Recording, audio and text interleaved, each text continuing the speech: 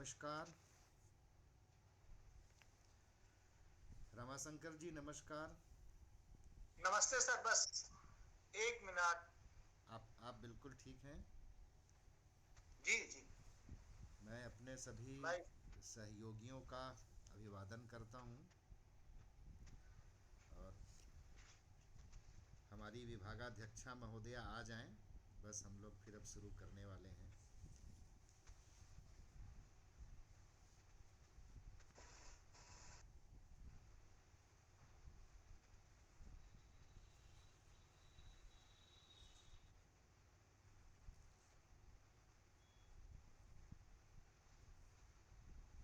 सुभा Rao good madam. Evening sir.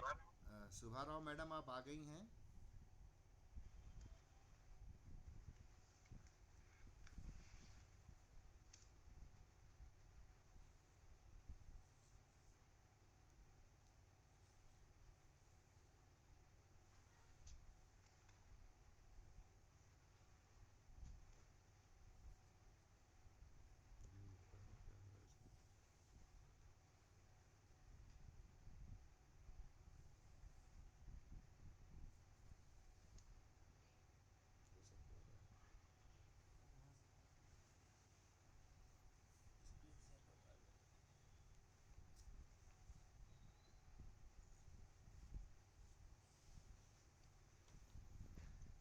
तो रमा भाई इस वक्त आप कानपुर में हैं।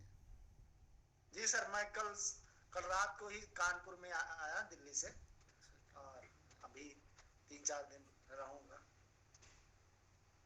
और आपका बाबू बिल्कुल ठीक है, बहुत प्यारा बच्चा है। हाँ जी, बच्चा ठीक ठाक है। तो उसको उधर रोक के रखा गया है कि इधर अभी थोड़ा देर थोड़ा देर ना ना आए, हाँ ही। हाँ, ये हुआ करता है।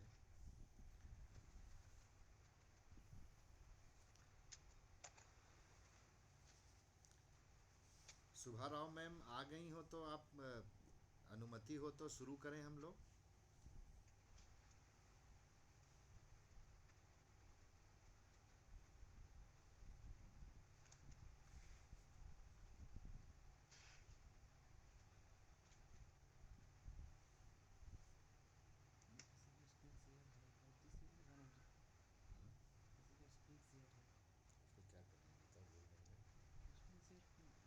उसको क्या करना है बताओ, बोल देंगे।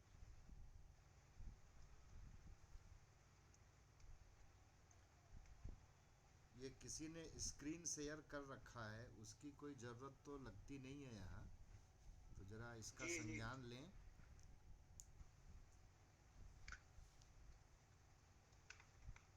मैं तकनीकी रूप से बहुत स्मार्ट नहीं हूँ। अच्छा, कोई टेक्निकल इशू है, ठीक है, कोई बात नहीं, देख लीजिए।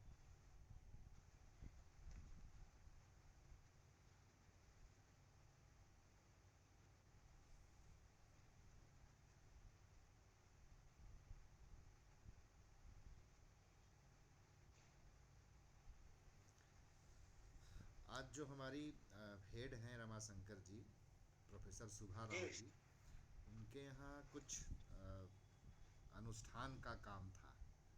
कुछ ही देर जी जी। पहले उन्होंने मुझे फ़ोन किया था कि थोड़ी सी व्यस्तता बाकी है, और देखता हूँ 1-2 मिनट ही और देखता हूँ, आ जाती हैं तो ठीक है, और आ जी जाएंगी, बीच जी। में जुड़ेंगी, और नहीं तो फिर हम लोग इस कार्यक्रम की भी शुरुआत कर लेंगे। अच्छा, जहाँ तक मैं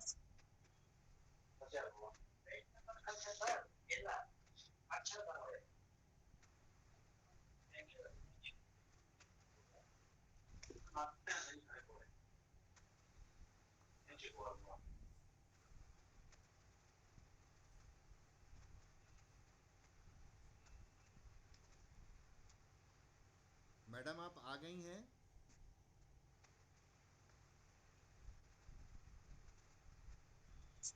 भैया नमस्ते। हाँ नमस्कार नमस्कार, बताएं। कुछ नहीं, बस नमस्कार करना। ये क्या हम लोग कार्यक्रम की शुरुआत करें, या थोड़ा अभी और इंतज़ार कर लें मैडम का।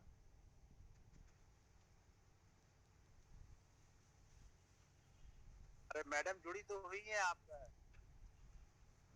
नाम तो दिखा था लेकिन कोई उधर से आवाज़ नहीं आ रही है। लीजिए मैडम का। हो सकता है कि उनका माइक जो हो वो म्यूट हो। एक बार फोन कर लीजिए। हाँ, मैं ये फ़ोन कर लेता हूँ उनको। और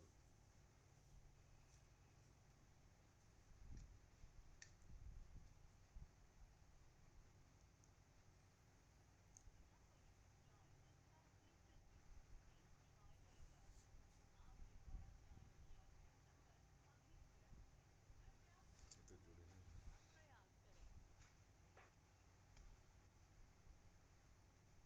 हाँ, मैडम तो यहाँ जुड़ी हुई हैं।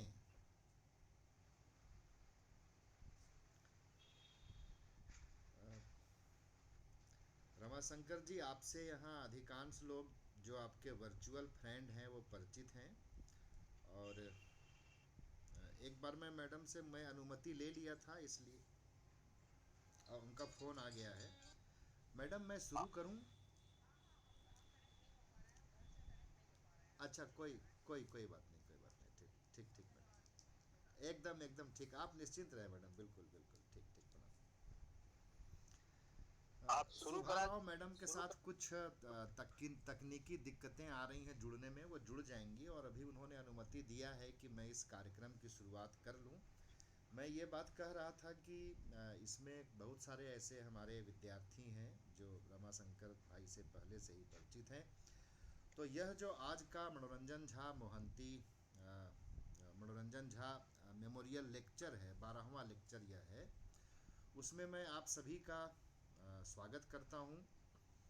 और इसमें जो भी हमारे विद्यार्थी जुड़े हुए हैं, जो भी हमारे फैकल्टी मेंबर जुड़े हुए हैं, उन सबों का मैं स्वागत करता हूं। और डॉक्टर रमाशंकर सिंह जी जो आज का व्याख्यान देने वाले हैं, the idea of India in constituent assembly debates पर ये बोलने वाले हैं। रमाशंकर जी एक शोध अध्येता हैं और जो फील्ड वर्क हुआ करता है, फील्ड वर्क के जरिए जो शोध किया जाता है उसमें इनकी एक गहरी पकड़ है। वर्तमान समय में डॉक्टर रमाशंकर जी अंबेडकर यूनिवर्सिटी नई दिल्ली में एकेडमिक फेलो हैं।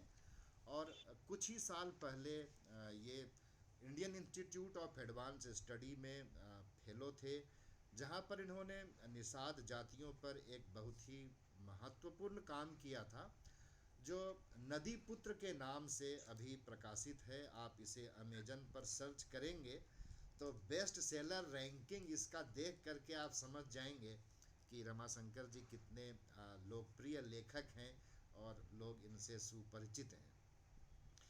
जो वंचित तबके हैं, जो घुमंतु जातियां हैं, विमुक्त जातियां हैं, उन पर एक गहरी समझ रखते हैं रमाशंकर जी। और निरंतर संवाद करते रहते हैं, निरंतर लिखते रहते हैं। इनकी एक किताब ऑक्सफोर्ड यूनिवर्सिटी प्रेस से आई है, जो मूलतः निशिकांत कोलगे की लिखी हुई थी, जो इन्होंने इसका हिंदी अनुवाद किया है। बहुत ही सरल और सहज अनुवाद किया है। और जो इंटरनेट पर ऐसे प्लेटफॉर्म उपलब्ध हैं जहां पर कुछ गंभीर लेखन होता है, यदि आप दो चार की आप पड़ताल करेंगे तो निश्चित ही रमाशंकर जी के कुछ लेख आपको वहाँ पर मिल जाएंगे।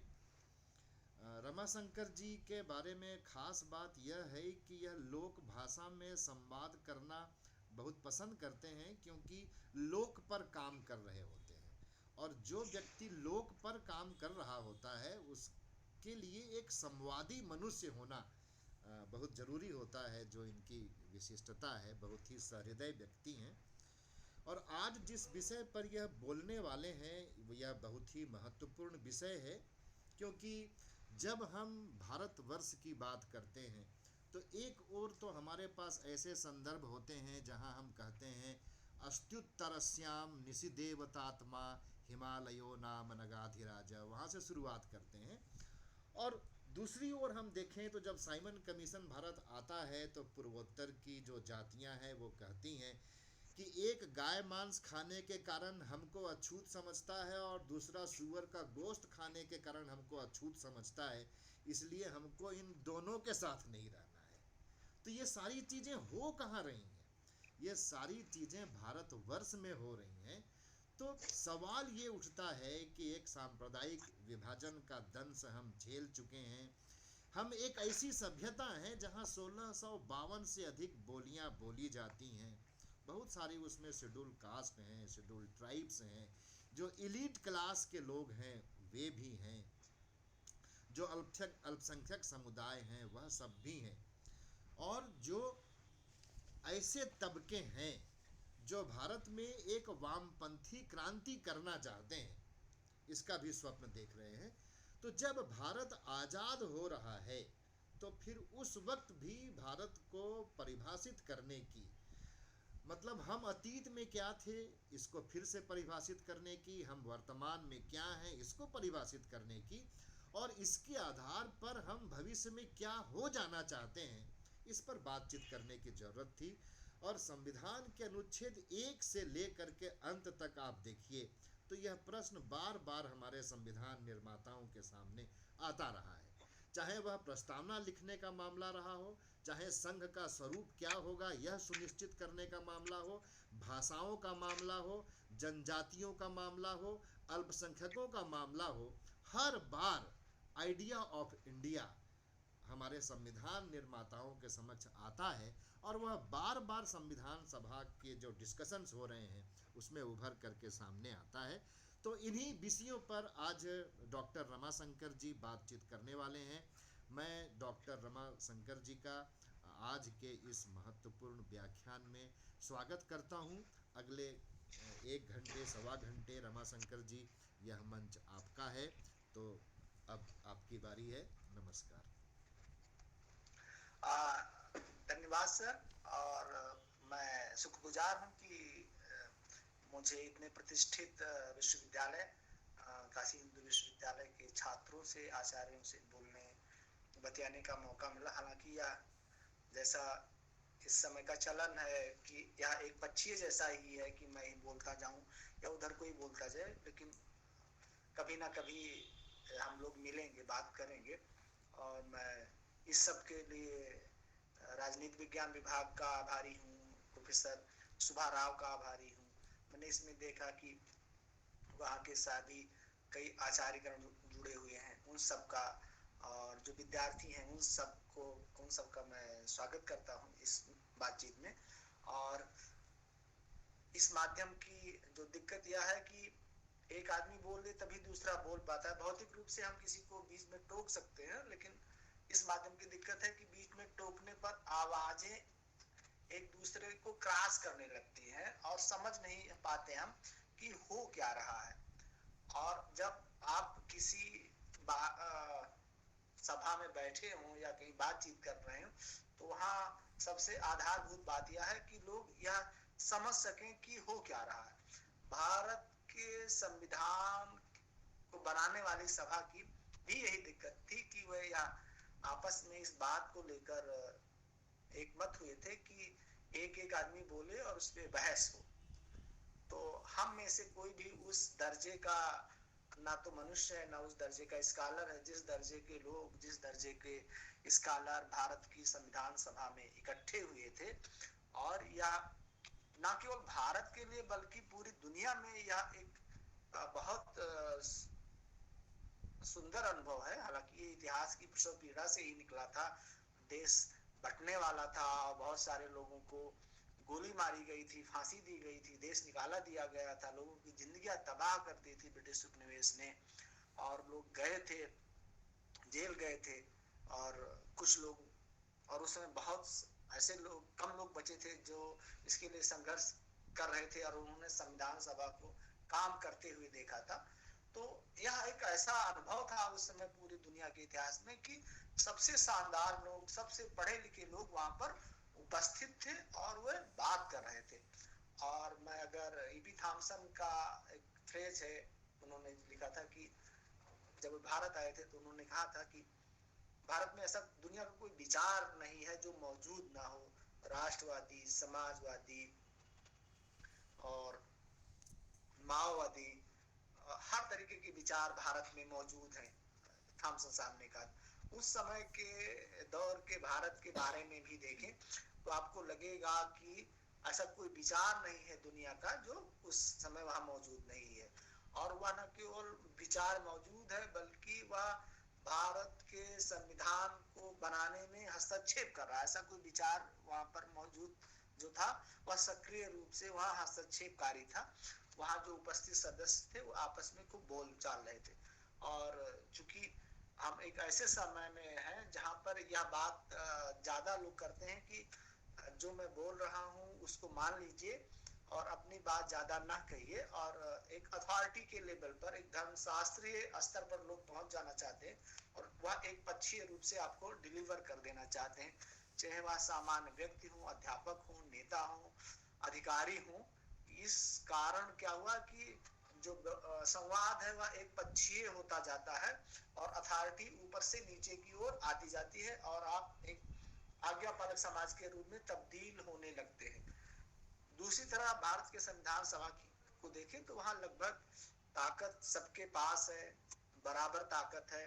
और आप उसके डिबेट्स को जब ध्यान से देखेंगे, पढ़ेंगे तो पाएंगे कि कोई नामालूम सा शख्स वहां उठ खड़ा होता है और बातों को रखने लगता है।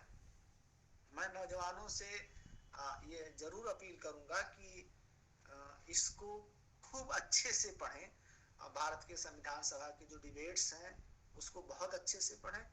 यह सब ऑनलाइन मौजूद है और ऑफलाइन भी मौजूद है। लगभग 4250 पृष्ठों की एक ये डॉक्यूमेंट है, 7-8 भागों में, हिंदी में अनुदित है, अंग्रेजी में 12 भागों में है। उसको आप पढ़ें तो पाएंगे कि एक बहुत अच्छे स्तर का लिटरेचर वहां पर मौजूद है। भारत का जो इतिहास है वो मौजूद है, लोगों के जो अनुभव है वो, वह सब कुछ चीज जिससे भारत नामक देश बनता है, उसको अगर आपको कहीं एक जगह देखना है, पढ़ना है, पाना है तो भारत के संविधान सभा की जो डिबेट्स हैं उनको आपको जरूर पढ़ना चाहिए, सुनना चाहिए।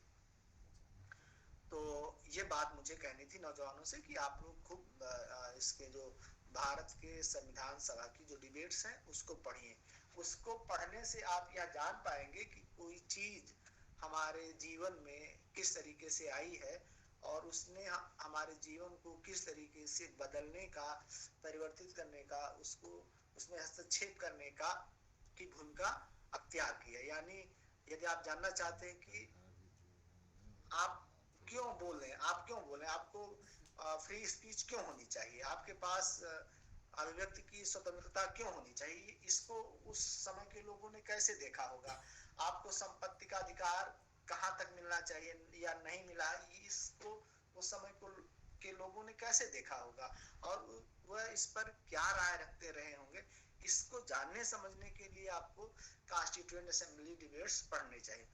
दूसरी, आज के जो नौजवानों की जो पीढ़ी है इसमें ऐतिहासिक रूप से उनका कोई दोष नहीं है क्योंकि वो बहुत बाद में पैदा हुए हैं, 1980-90 के दशक के, तो उनको वह फर्स्ट हैंड एक्सपीरियंस नहीं है जो आज की 3-4 पीढ़ी के पहले के लोगों को था। उन्होंने आजादी की लड़ाइयों में भाग लिया था या आजादी की लड़ाई लड़ने वाले लोगों को देखा हुआ था और उनके पास एक आदर्श दुनिया के निर्माण, एक आदर्श देश के निर्माण की एक परियोजना हुआ करती थी, तो वो उसी हिसाब से परिचालित हो रहे थे।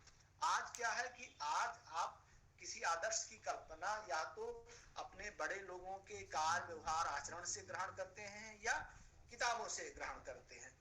तो यह जरूरी हो जाता है कि देखा जाए कि उस दौर में लोग क्या कर रहे थे, क्या कह रहे थे। तो मैं जैसा पहले ही कह रहा था कि वह एक, कह लीजिए, महाभारत जैसा बहुत विशाल ग्रंथ कह लीजिए, 4000 पृष्ठों का, तो उसको आप जब पढ़ेंगे तो हर चीज से वाकिफ होंगे। तो सारी चीजों पे बात रखना तो मुश्किल बात होगी। मैं केवल इस पर यह बात रखूंगा कि उस दौर में जब भारत की संविधान सभा बैठी तो वह लोग जब भारत शब्द का इस्तेमाल करते थे तो उसका क्या आशय होता था। कहते थे कि हम भारत देश के लिए संविधान बना रहे हैं, तो इसका क्या आशय होता था। जब वो कहते थे कि हम इस राष्ट्र को आगे ले जाना चाहते हैं तो इसका क्या आशय होता था, और वह जब कुछ बन गया तो उससे हमें क्या आशय ग्रहण करना चाहिए, यह मामला है। और हम में से जो इतिहास, सोशल साइंस, ह्यूमैनिटीज के विद्यार्थी होंगे वही इस बात को अच्छी तरीके से जानते होंगे कि जो देशों के आज़ादी की लड़ाइयाँ होती हैं, विशेषकर वे देश जो गुलाम रहे हैं उनकी आज़ादी की लड़ाइयाँ उनके अपने आवश्यकताओं और अनुभवों से उपजती हैं, और दूसरा इससे कि उन्हें किसने गुलाम बनाया हुआ है।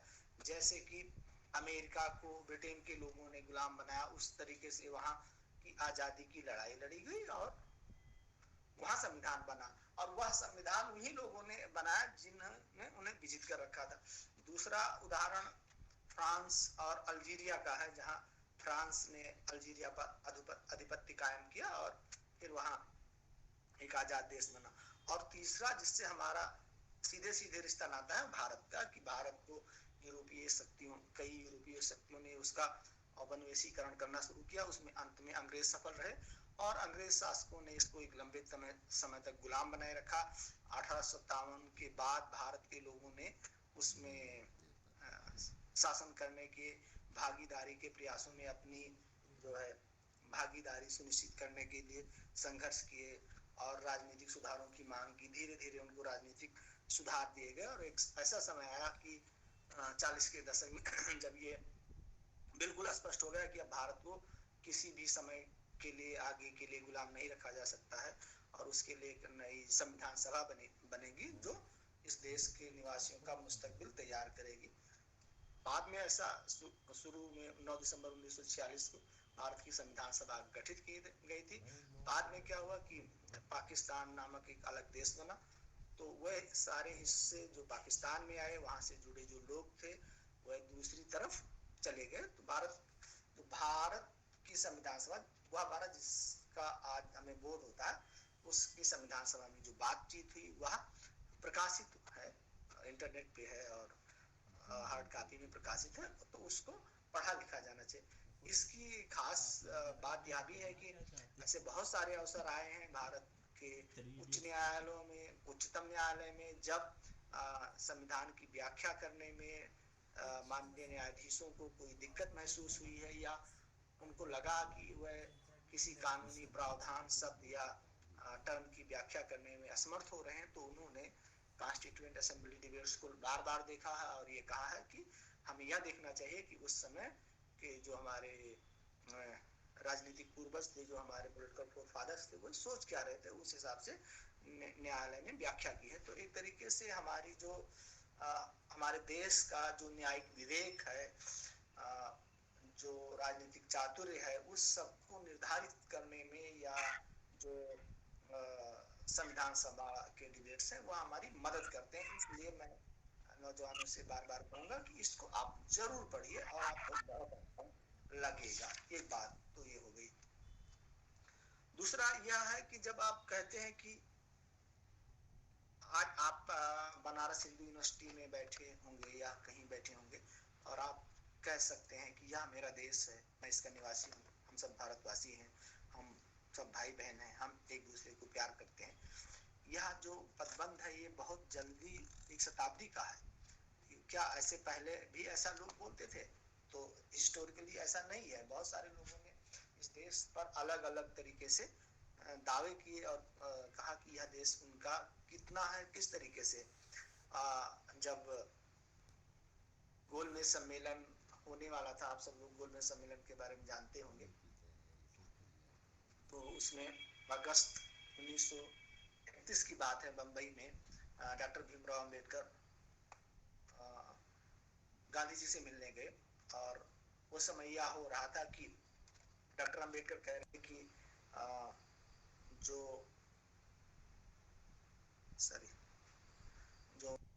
डिप्रेशन है, अछूत है, अस्पृश्य है, उनके लिए अलग जो एक वर्ग बनाया जाए, उनके लिए अलग से राजनीतिक सीटें निर्धारित की जाए।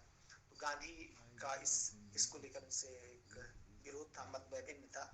और उस समय उन्होंने डॉक्टर अंबेडकर ने गांधी से कहा कि मैं इस देश को भला अपना देश कैसे कहूँ। अगस्त 1931 में अंबेडकर ने गांधी से कहा कि मैं इस देश को अपना देश कैसे कहूँ, इस धर्म को अपना धर्म कैसे कहूँ, इस धर्म मतलब हिंदू धर्म को अपना धर्म कैसे कहूँ, जहां हम लोगों की हैसियत मतलब अस्पृश्यों की, हम लोगों की हैसियत कुत्ते बिल्लियों से अधिक नहीं है। ऐसा वह इसलिए कहना, ऐसा नहीं था कि वह इस सबको कुछ डिस्कार्ड कर देना चाह रहे हो भारत देश को या इस समाज को, बल्कि वह कह उनके उनकी अपील का जो गांधी से इसका कारण यह था कि वह चाहते तो थे कि इस देश को अपना देश कहें, इस धर्म को अपना देश, लेकिन उसमें जो व्याप्त भेदभाव था, हिंसा था, बहिष्करण और अन्याय, इसके कारण उन्होंने गांधी से कहा कि ये चीजें तब तक दुरुस्त नहीं हो सकती जब तक अलग से हमें एक कैटेगरी ना मान लिया जाए और हमें हिंदू धर्म से बाहर ना मान लिया जाए। बाद में आप सब लोग जानते हैं कि 1932 का डॉक्टर अंबेडकर और गांधी के बीच जो समझौता हुआ और उसके क्या परिणाम रहे वो सारी चीजें आप जानते हैं, लेकिन उसमें अंबेडकर ने ये बात कही कि इसमें इस देश के एक बहुत बड़े हिस्से को एक मानवीय व्यवहार नहीं मिल पा रहा है और इसलिए मैं इससे बहुत जुड़ नहीं पा रहा हूँ और मेरा कोई देश नहीं। बाद में आप जब पाते हैं कि संविधान सभा का गठन हुआ है तो वहां यह समस्या फिर आ खड़ी हुई कि इसमें कौन से लोग शामिल हैं, ये किन लोगों का देश है जिनके लिए यह संविधान सभा बैठी है। तो उस संविधान सभा में जो मैंने पहले ही बताया कि बहुत सारे ये थे, पढ़े लिखे लोग थे, बहुत ढेर सारे लोगों ने अपनी बातें उस दौर में कहनी शुरू की थी। तो उसमें एक राधा कृष्णन ने 9 दिसंबर 1940, मैं राधा कृष्णन के बारे में बात आऊं उससे पहले ही 9 दिसंबर 1946 को जैसे ही संविधान सभा बैठी तो जो वहाँ के अस्थायी सदस्य बनाए गए सच्चिदानंद सिन्हा, उस समय वो सबसे सीनियर आदमी थे, तो सच्चिदानंद सिन्हा ने कहा कि हम यहाँ पर एक संविधान बनाने आए हैं और वह संविधान इस देश की आम जनता की सहमति से बनाया जाने वाला है, क्योंकि बहुत सारे लोगों ने उस समय कहा कि ये बहुत ही एक माइक्रोकॉस्मिक मेजॉरिटी को ये सब लोग जो संविधान सभा के सदस्य लोग हैं ये प्रकट करते हैं और इसमें देश की जनता की राय नहीं ली गई है बल्कि लोगों को ऐसे हैंड पिक्ड कर लिया गया है और ये देश की जनता की राय का प्रकटीकरण नहीं करते हैं। तो इस संविधान सभा के सदस्यों ने विरोध किया और उन्होंने कहा कि नहीं, ऐसी बात नहीं है, हम उसका अलग अलग जगहों से आए हैं और हम उसका उनको रिप्रेजेंट करते हैं। और जैसा आप बाद में देखेंगे कि वो बात सही थी और हर वर्ग के लोग, हर समूह के लोग उसमें मौजूद थे। हाँ, उसमें स्त्रियों की भागीदारी बहुत कम थी, केवल 15 स्त्रियां उसमें शामिल नहीं और उसमें से जितना उनको बोलने के अवसर मिलने चाहिए थे उतने नहीं मिले, लेकिन जिन स्त्रियों को बोलने के अवसर मिले या जिन्होंने अपने आप को असर्ट किया उनके बारे में आप अलग से इसमें पढ़ सकते हैं और वह इस व्याख्यान का विषय नहीं। तो वहाँ ये बातें की गई कि ये बनते हुए राष्ट्र का दस्तावेज है। उन्होंने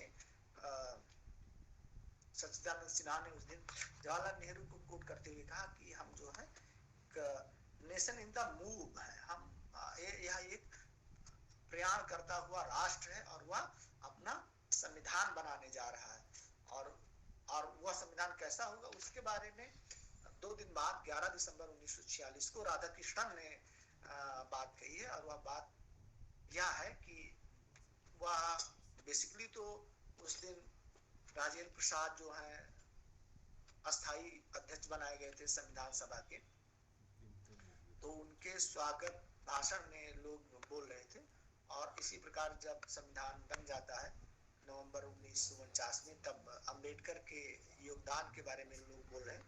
तो मैं आप लोगों से ये जरूर कहूंगा कि आप जो है 11 दिसंबर 1946 का और 25-26 नवंबर 1949 का की संविधान सभा की जो बहसें हैं उनको जरूर पढ़िए। तो वहाँ आप 2 बातें पाएंगे कि दिसंबर 1946 में लोग डॉक्टर राजेंद्र प्रसाद की जो प्रशंसा कर रहे हैं उस प्रशंसा में राजेंद्र प्रसाद की प्रशंसा के भाव निहित होने के साथ साथ यह बिल्कुल स्पष्ट है कि इस देश का संविधान कैसे बनने वाला है और लोग एक दूसरे का बहुत एक सामूहिक साझेपन की ओर संकेत कर रहे हैं। इसी तरीके से नवंबर 1949 में जब डॉक्टर अंबेडकर ने खूब प्रयास किया संविधान सभा की प्रारूप समिति के अध्यक्ष के रूप में संविधान बनाने का, तो उसकी उनके योगदान को जो प्रशंसित किया जा रहा है उसको पढ़िए, तो आप पाएंगे कि क्या है कि यह सारे नेता जो वहां पर बैठे हुए थे एक दूसरे से किस तरीके से जुड़े हुए थे। इस समय इस देश में मैं बहुत जिम्मेदारी से कहूंगा कि कुछ शरारती लोग हैं जो करते क्या है कि एक नेता को, एक किसी नायक को, एक किसी स्टेटसमैन को दूसरे नेता नायक या स्टेटसमैन के खिलाफ खड़ा कर देते हैं और वह ऐसा लिखते हैं सोशल मीडिया पर या अपने व्याख्यानों में इस तरीके से बात करते हैं, ऐसा लगता है कि जैसे जो संविधान सभा बैठी हुई थी वह आपस में तलवार लिए हुए बैठी हुई थी और जो उस समय के नेता थे वो एक दूसरे को फूटियां सुहा नहीं रहे थे और ये तो सब गड़बड़ हुआ और कुछ लोगों ने ही भारत देश का जो है मुस्तकबिल तैयार कर दिया। ऐसी बात नहीं है। आप इस डिबेट को जब देखेंगे तो पाएंगे कि उन सब के बीच में एक गहरी आत्मीयता और एक सामूहिक साझापन और भविष्य के लिए एक बिल्कुल सुचिंतित दृष्टि काम कर रही थी कि इस देश का संविधान कैसे बनाना है। तो उसमें उस दिन राधा कृष्ण ने जो बात कही वो बहुत महत्वपूर्ण थी। उन्होंने कहा कि हिंदू हो या मुसलमान, राजा हो या किसान, हैं तो सभी इस देश की संतान। जमीन और आसमान ने उन्हें एक कर दिया है, यानी वह अलग अलग नहीं है। अमूमन इस समय बहुत बाद में कहा गया कि भारत बहुत सी छोटी छोटी उपराष्ट्रीयताओं का, सब नेशनैलिटीज का देश है और उनको जबरदस्ती एक देश में बांध दिया गया। ऐसी बात नहीं है कि ये सब एक जबरदस्ती किसी उसमें बांध दिए गए हों। और राम गुहा की जो किताब है इंडिया आफ्टर गांधी, उसमें एक चैप्टर है India an unnatural nation, Bharat जो एक अप्राकृतिक देश है। और ऐसा बहुत सारे इतिहासकारों और राजनीतिक विज्ञानियों का मानना रहता है कि जैसे कोई खास मूवमेंट आया है और उसमें भारत को बांध दिया गया है और उसी के कारण भारत जो है इसमें जुड़ा हुआ है एक राष्ट्र के रूप में और वह कभी भी बिखर सकता है, वह बहुत वल्नरेबल है। और इस तरीके की टिप्पणियां 60 के दशक में भारत के बारे में की गई। लेकिन जैसा भारत का अनुभव पिछले 70 सालों को बताता है कि वह एक अखंड राष्ट्र के रूप में बना हुआ। तो ऐसा क्या कारण है? ऐसा यह है कि इस राजनीतिक विविधीकरण और अलग अलग समुदायों, समूहों, व्यक्तियों, विचारों, धर्मों, प्रजातियों के होने के बावजूद देश की एक सांस्कृतिक एकता कायम थी और उसके बारे में लोग विचार करते रहते थे। और जब उन्हें एक संविधान के रूप में एक बड़ा दस्तावेज मिलता है तो उसको उन्होंने सहर्ष अपना लिया। और अपना ही नहीं लिया, ऐसा खुद संविधान सभा के कई सदस्यों ने कहा लगभग 1949 के बाद में कि आज आप भारत के निवासियों से मिलिए तो इस बात की ताकीद कर रहे हैं कि हम भारत या जो संविधान बन रहा है या हमारा संविधान है। 46 में जो कहा गया कि ये संविधान तो कुछ लोग बना रहे हैं, उसी संविधान के बारे में 1949 में भारत के लोग कहने लगे कि यह हमारा संविधान है। जब देश आजाद हो गया तो यह जो धीरे धीरे विकास हुआ वो कोई ऐसा नहीं हुआ कि बस संविधान बनना शुरू हुआ, लोगों ने उसे अपना लिया, बल्कि यह इस कारण संभव हो सका था कि क्योंकि इसके बहुत पहले भारत के लोगों समुदायों में बहुत ढेर सारी चीजें साझापन लिए हुए थी और इस कारण उन्होंने संविधान को हाथों हाथ लिया। संविधान ऐसी कोई चीज नहीं है, मोबाइल फोन नहीं है या डाटा नहीं है कि किसी देश या समुदाय में जाकर आप दे दीजिए और कहिए कि ये लीजिए आपका संविधान और इसे आप अपना लीजिए। ऐसा नहीं होता, वह उनके जीवन से जुड़ा होना चाहिए। और यह जो लोग इसमें बात कर रहे थे वो यही बात कर रहे थे कि एक ऐसा हम संविधान बनाने जा रहे हैं जो इस देश के लोगों की आशाओं आकांक्षाओं से जुड़ा होना चाहिए। तो वही राधा कृष्ण 11 दिसंबर 1946 को कहते हैं कि चाहे हिंदू हो या मुसलमान हो, राजा या किसान हो, हैं तो सभी इस देश के संतान। जमीन और आसमान ने उन्हें एक कर रखा है। ऐसा इसलिए एक उपन्यास लिखा गया था अ पैसेज टू इंडिया, तो उसमें ये कहा गया था कि इंग्लैंड और भारत कभी एक हो नहीं सकते, आसमान ऐसा चाहता नहीं, धरती ऐसा होने नहीं देगी। एक बहुत ही साहित्यिक फ्रेज था। तो ऐसे ही राधा कृष्ण उस दिन बोल रहे थे कि उनको जो है भारतीयों को, जो भारत के लोग हैं, उनको तो यहाँ के धरती और आसमान ने एक कर रखा है, उनकी नियत ही है साथ रहना। और फिर उन्होंने कहा कि हमारी राष्ट्रीयताएं पृथक हैं, ऐसा सोचना हमारे लिए असंभव है। इस बात को बहुत बढ़ा चढ़ा कर पेश किया जाता है कि भारत में बहुत सारी राष्ट्रीयताएं हैं और वह एक बस किसी समझौते के कारण जुड़ी हुई है। तो उस दिन वो कह रहे थे राधा कृष्णन की ऐसी बात नहीं है। फिर उन्होंने कहा जो बात अंबेडकर की शिकायत से उन्हें जोड़ती है, जो भी संविधान बने, कह रहे हैं राधा कृष्णन, जो भी संविधान बने उसमें सभी नागरिकों के लिए उनके आधारभूत अधिकार हो, मसलन सबको शिक्षा मिले, सब सामाजिक आर्थिक रूप से बराबर हो, सबको सांस्कृतिक स्वतंत्रता मिले और किसी को दबाया ना जाए। ये बात राधा कृष्णन कह रहे हैं 11 दिसंबर 1946 को। अब ऐसा राधा कृष्णन क्यों कह रहे थे? राधा कृष्णन उस तरीके से भारत की आजादी की लड़ाई से नहीं आए थे जिस तरीके से दूसरे लोग आए थे। वो मुख्यतः एकेडमिशियन थे। दूसरी तरफ डॉक्टर अंबेडकर ने जो शिकायत की थी कि यह कैसा देश है जिसमें एक बड़े हिस्से को उसका कुछ कोई जुड़ाव का, कोई लगाव का कारण नहीं है। और उसके पहले 1943 में उन्होंने दिल्ली में एक सभा को संबोधित करते हुए पहली बार कॉन्स्टिट्यूशनल मोरालिटी की बात की थी डॉक्टर अंबेडकर ने। उसमें भी उन्होंने कहा था कि ये जो यूरोप का उदाहरण देते उन्होंने कहा था कि वह सारे संसदीय प्रजातंत्र नष्ट हो जाते हैं या नष्ट होने के कगार पर होते हैं जो केवल और केवल राजनीतिक स्वतंत्रता को तो तवज्जो देते हैं, लेकिन आर्थिक और सामाजिक स्वतंत्रता को बढ़ावा नहीं देते। वह संसदीय लोकतंत्र आगे चल के नष्ट हो जाते हैं। तो ये वो कह रहे थे। बाद में जब 1949 में उनका नवंबर 1949 वाला उनका प्रसिद्ध भाषण संविधान सभा में सुनिए तो आपको इसकी झलक मिलती है। और तब वो कहते हैं, डॉक्टर अंबेडकर कहते हैं कि हम तो राजनीतिक रूप हमने ऐसा संविधान बनाया है जिसमें सबके मतों की तो बराबरी होगी, लेकिन जहां पर लोग सामाजिक और आर्थिक रूप से गैर बराबर होंगे। तो यह जो परियोजना थी उसमें क्या हुआ कि कुछ बातें लोगों ने कही, कुछ बातें लोगों को मिली और कुछ बातें अभी भी किए जाने के इंतजार में खड़ी। लेकिन यह बात तो जरूर थी कि उस समय लोग ऐसा सोच रहे थे कि भारत देश इस तरीके से बनना चाहिए और उस दिशा में बहुत सारी चीजें हुई भी हैं।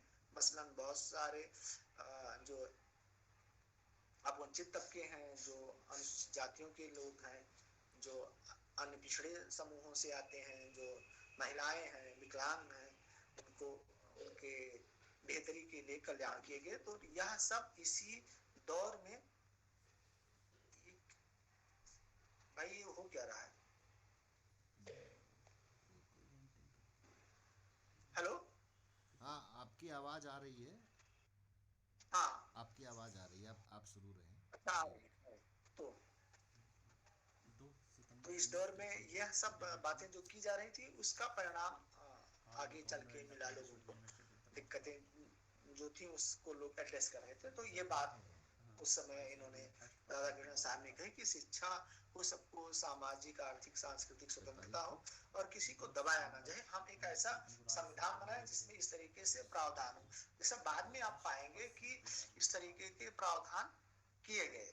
और उसी दिन एक वहाँ थे मद्रास के B.I. मुनिस्वामी पिल्लई, तो उन्होंने कहा कि अच्छा, दूसरी बात यह है कि जो मैं कह रहा था कि संविधान को कुछ लोगों को दे नहीं दिया कि बना के कुछ लोगों को दे दिया हो, बल्कि इस संविधान को बहुत सारे लोगों ने अपनाया और उसमें उनके प्रतिनिधि शामिल थे जैसे, और वो इसका दावा भी कर रहे थे। कौन? बी मुनिस्वामी पिल्लई मद्रास से थे। उन्होंने कहा उस दिन संविधान सभा में कि मैं 6 करोड़ अछूतों की ओर से, मैं 6 करोड़ अछूतों की ओर से खेत जोतने वालों और लकड़हारों की तरफ से यह जो विधान बन रहा है उसको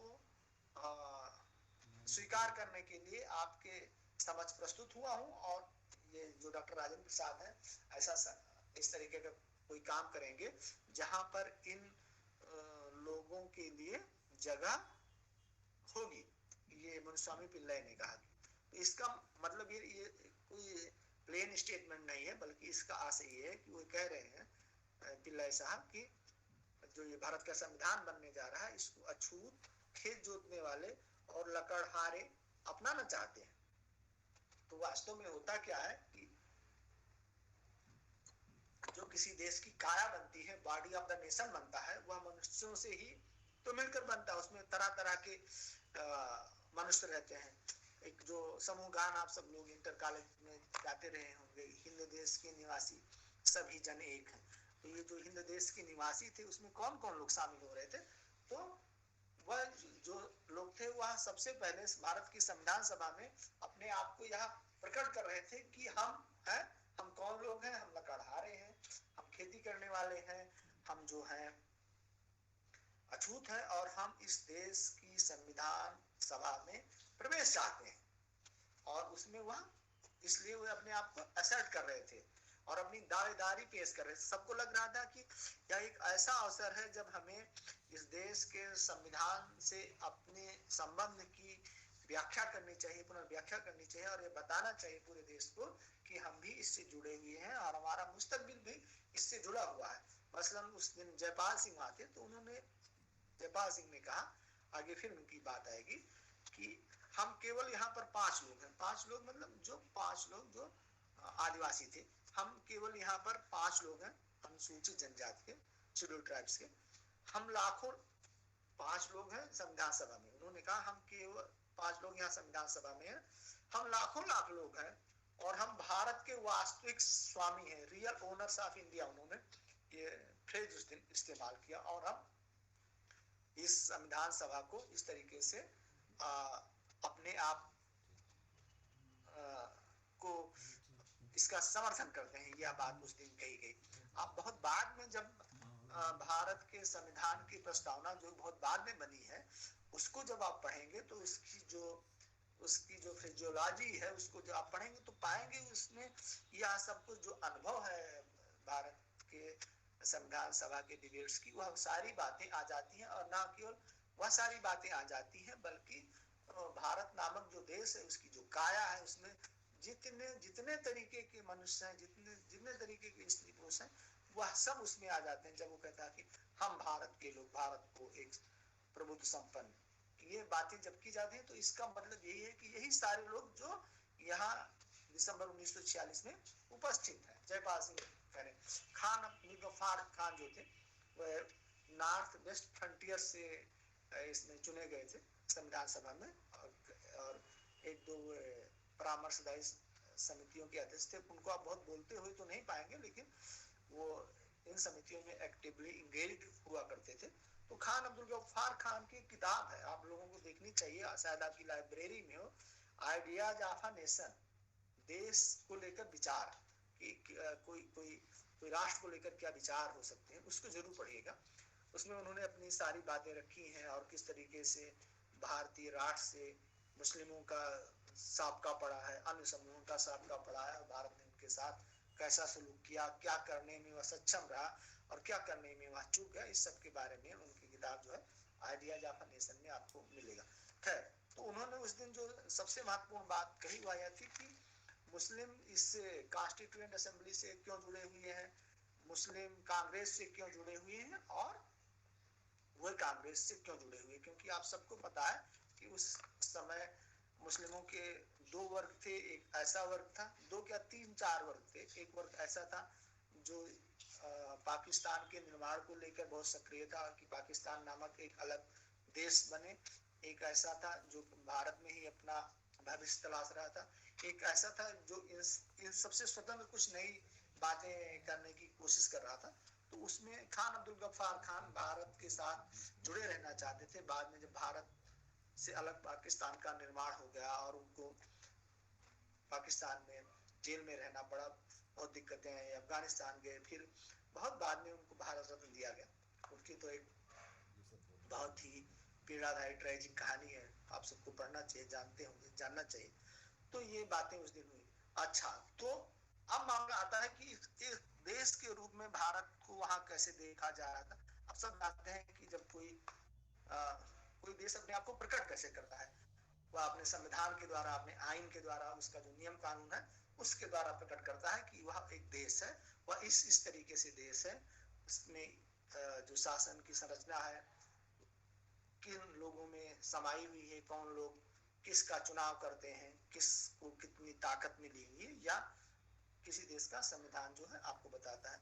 और वह देश कैसा है उस देश के लोगों का चरित्र कैसा है, लोग कैसे हैं, किस लोग उस देश के बारे में बताते हैं, और भौतिक रूप से और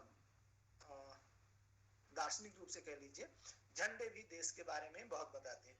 तो आप थोड़ा और आगे चलिए, और आजादी के ठीक पहले, बहुत पहले 22 जुलाई 1947 को क्या हुआ कि राष्ट्रीय झंडा संबंधी एक प्रस्ताव पेश किया जवाहरलाल नेहरू ने। जो लोग नेहरू के बारे में इस सबसे अलग इतिहास की पुस्तकों से अलग जानना चाहते हैं, मैं उनको कहूंगा कि वे 2 दिन की जो है 2 अवसरों पर जरूर संविधान सभा की बहसों को देखें। एक तब जब वे भारत के संविधान के लिए, जिसे बाद में आप मूल अधिकार कहते हैं, जो उद्देश्यों का प्रस्ताव है, वह जब प्रस्तुत कर रहे थे, उनका एक बहुत लंबा चौड़ा भाषण है, उसको पढ़िए, और उसको पढ़ते हुए पाएंगे कि नेहरू जी बहुत अति आत्मविश्वास में भरे हुए हैं, और वो कहते हैं कि हमने जो प्रस्ताव पेश किया है, इसको आप मुझे लगता है कि आप लोग इस पर बहुत बात नहीं करेंगे, स्वीकार कर लेंगे। लेकिन आप देखेंगे उसके बाद उनकी इस तरीके से लोगों ने जमकर उनसे विमर्श किया, बहसबाजी की। डॉक्टर अंबेडकर को उस समय आप पाते हैं बोलते हुए, पहली बार बहुत स्पष्ट रूप से बोलते हुए पाते हैं, तब आपको पता चलता है कि डॉक्टर अंबेडकर क्या कर रहे थे। उस दिन उन्होंने कहा कि ये जो आप किए हैं प्रस्ताव, तो सब ठीक ठाक है, लेकिन जो मूलाधिकार का इसमें कालम है, प्रस्ताव है, वह तब तक बिल्कुल काम का नहीं होगा जब तक उसको उसकी गारंटी ना दी जाए, न्यायालय से उसकी गारंटी ना मिले। आज आप एक नागरिक के रूप में जब कभी किसी अथॉरिटी से कोई दिक्कत में आते हैं, तो तुरंत दौड़ के न्यायालय में भागते हैं। मान लीजिए आप एग्जाम में किसी कारण से बैठने ना दिया जाए आपको, आप देर हो गए 5 मिनट, या आपका प्रवेश पत्र खो गया, तो आप कहाँ जाएंगे? आप हाई कोर्ट जाएंगे और कहेंगे देखिए हुजूर, इसमें हमारे जीवन का अधिकार जो है बाधित हो रहा है, और इस कारण हमें राहत दी जाए और हमें यह काम दिया जाए। हमारी नौकरी ये देखिए ले रहे हैं, हम कैसे जिएंगे, हमें दवाई नहीं मिल रही है, ये नहीं मिल रहा है, वो नहीं मिल रहा है। तो इस सारी चीजों को सुनिश्चित कराने में या इस तरीके की बहसबाजी का बहुत महत्वपूर्ण योगदान था। और तो उस दिन अंबेडकर और जवाहरलाल नेहरू को सुनिए, जब वह दिसंबर 1946 में इससे संबंधित मूल अधिकारों संबंधी ये जो बहस पेश कर रहे हैं। दूसरी बार आप नेहरू और उनके साथ के लोगों को 22 जनवरी 1947 को सुनिए, और उसका संबंध इस व्याख्यान से सीधे जुड़ा हुआ है। और उस दिन वह क्या कर रहे थे, जवाहरलाल नेहरू, उन्होंने एक झंडा प्रस्ताव पेश किया था, राष्ट्रीय झंडा संबंधी प्रस्ताव 22 जुलाई 1947 को पेश किया गया था। इसलिए 22 जुलाई को झंडा दिवस भी मनाया जाता है। आप सब लोग आ रहा है देखेंगे। तो उसमें उन्होंने, जवाहरलाल नेहरू ने कहा कि ये बहुत महत्वपूर्ण क्षण है, और कभी कभी क्या होता है कि हम बहुत ही कम समय में शताब्दियों का सफर तय कर लेते हैं।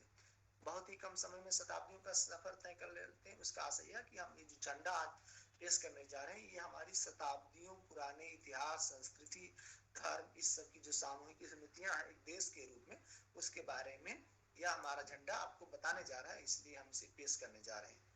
और उस दिन उन्होंने कहा कि हमने इस झंडे में अशोक चक्र क्यों रखा है, क्योंकि ये भारत की प्राचीन सभ्यता का चिन्ह है।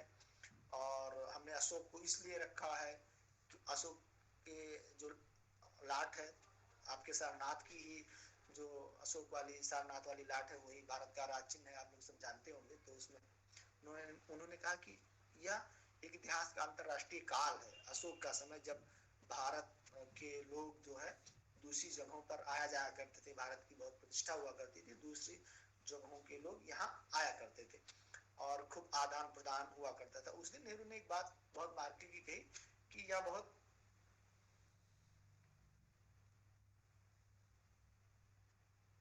कि भारत केवल दे सकता है, भारत लोगों को केवल कुछ दे सकता है।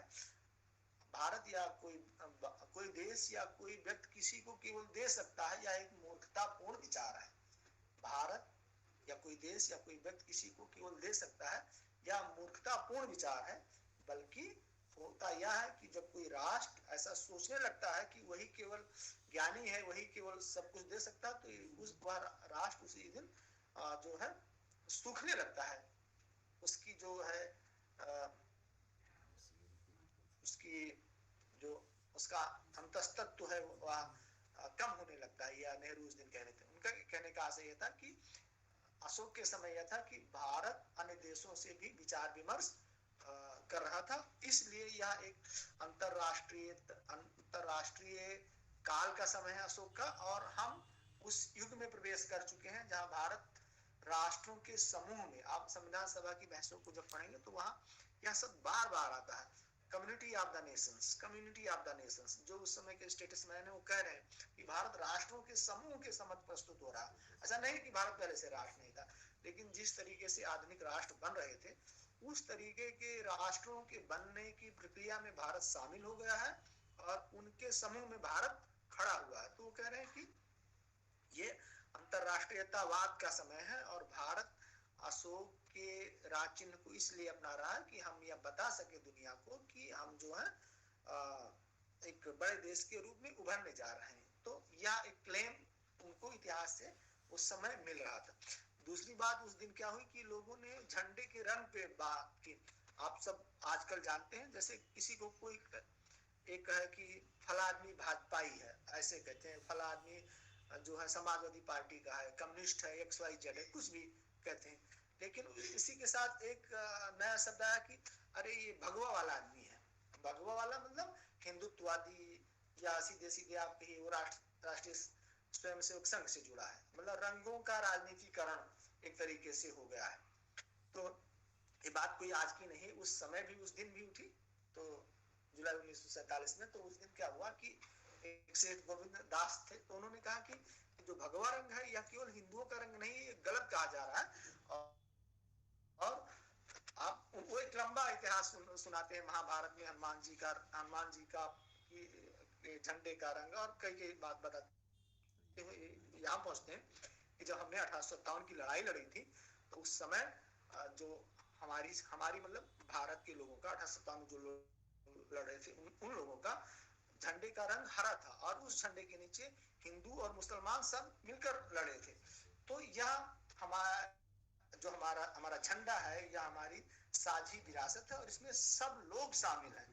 और एक और थे आसाम से मौलवी सैयद मोहम्मद सादुल्ला,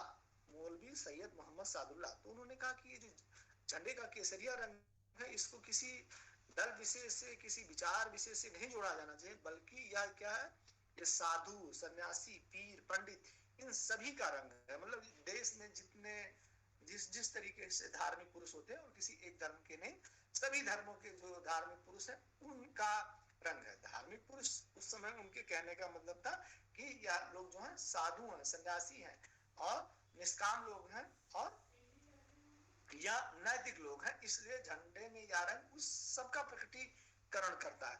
फिर राधा किरण की बात आती है और उस समय उन्होंने फिर कहा कि यह जो चक्र हमने लिया है अशोक का, यह न्याय का चक्र है, धर्म का चक्र है, अशोक चक्र के बारे में। उस दिन जयपाल सिंह थे, जयपाल सिंह ने कहा कि फिर उस दिन कि ये जो झंडा आज आप लोग ले रहे हैं, तो आदिवासियों के जो कबीले हुआ करते थे उनके अलग अलग झंडे हुआ करते थे और हम इस देश के मूल निवासी। उन्होंने उस दिन फिर कहा, उन्होंने अपनी संख्या बताई कि हम लगभग 6 करोड़ के आसपास हैं और हम इस देश के मूल निवासी हैं। और आज जब भारत का संविधान बनने जा रहा है, भारत का नया झंडा बनने जा रहा है, तो हम उन सब की तरफ से इस झंडे को अपना रहे हैं और ऐसा करके वो अपनी जो है हजारों वर्षों का जो उनका युद्ध है वह खत्म हो जाएगा और वह इस जो देश बनने वाला है इसमें वैसे ही स्वतंत्र होंगे जैसे दूसरे अन्य लोग हैं। अब आप देखिए कि किस तरीके से इस झंडे को ये लोग अपना रहे हैं, मतलब आदिवासी, मुस्लिम, सिख, हिंदू, सब धर्मों के लोग जो है उस झंडे को अपना रहे हैं। तो आप इस पूरे झंडे वाले विचार के डिबेट को पढ़िए तो आप पाएंगे कि कोई एक रंग, कोई एक विचार, कोई एक चीज इस देश के उसको प्रकट करने में समर्थ नहीं है, बल्कि वे अपनी सारी बातें रख रहे हैं। तो ये बात हो गई। फिर उसके बाद जो सबसे महत्वपूर्ण बात है कि यह जो कास्ट नामक सह है, नेशन जैसी जो बात है उसके बारे में आप जब सोचते हैं तो उसका क्या आशय लेते होंगे? क्या वह आज सब आप में से बहुत सारे लोग कहते हैं कि हमें एक ऐसा राष्ट्र बनाना चाहिए जो भारतीय आदर्शों पर हो। आप सब लोग, बहुत लोग इस बात की शिकायत करते पाए जाते हैं कि ये जो भारत का संविधान बना है यह तो पूरा का पूरा पश्चिमी उस पे निर्भर है और ये 1935 के भारत शासन अधिनियम से लिया गया है, इसलिए यह भारत के माकूल नहीं है। और जो भारत का संविधान होना चाहिए वह भारत की आवश्यकताओं के अनुरूप होना चाहिए।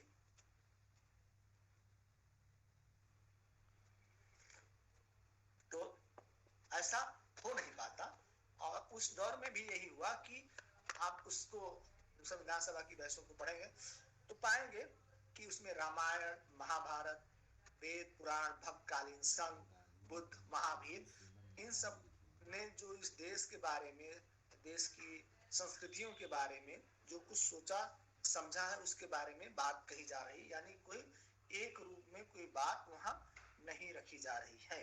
ठीक, तो इस संविधान सभा से जुड़े बहुत सारे लोगों का यह पूरा जोर इस बात पे था कि जो भारत की संविधान सभा है या भारत का जो संविधान है वह भारत के आदर्शों पर बने।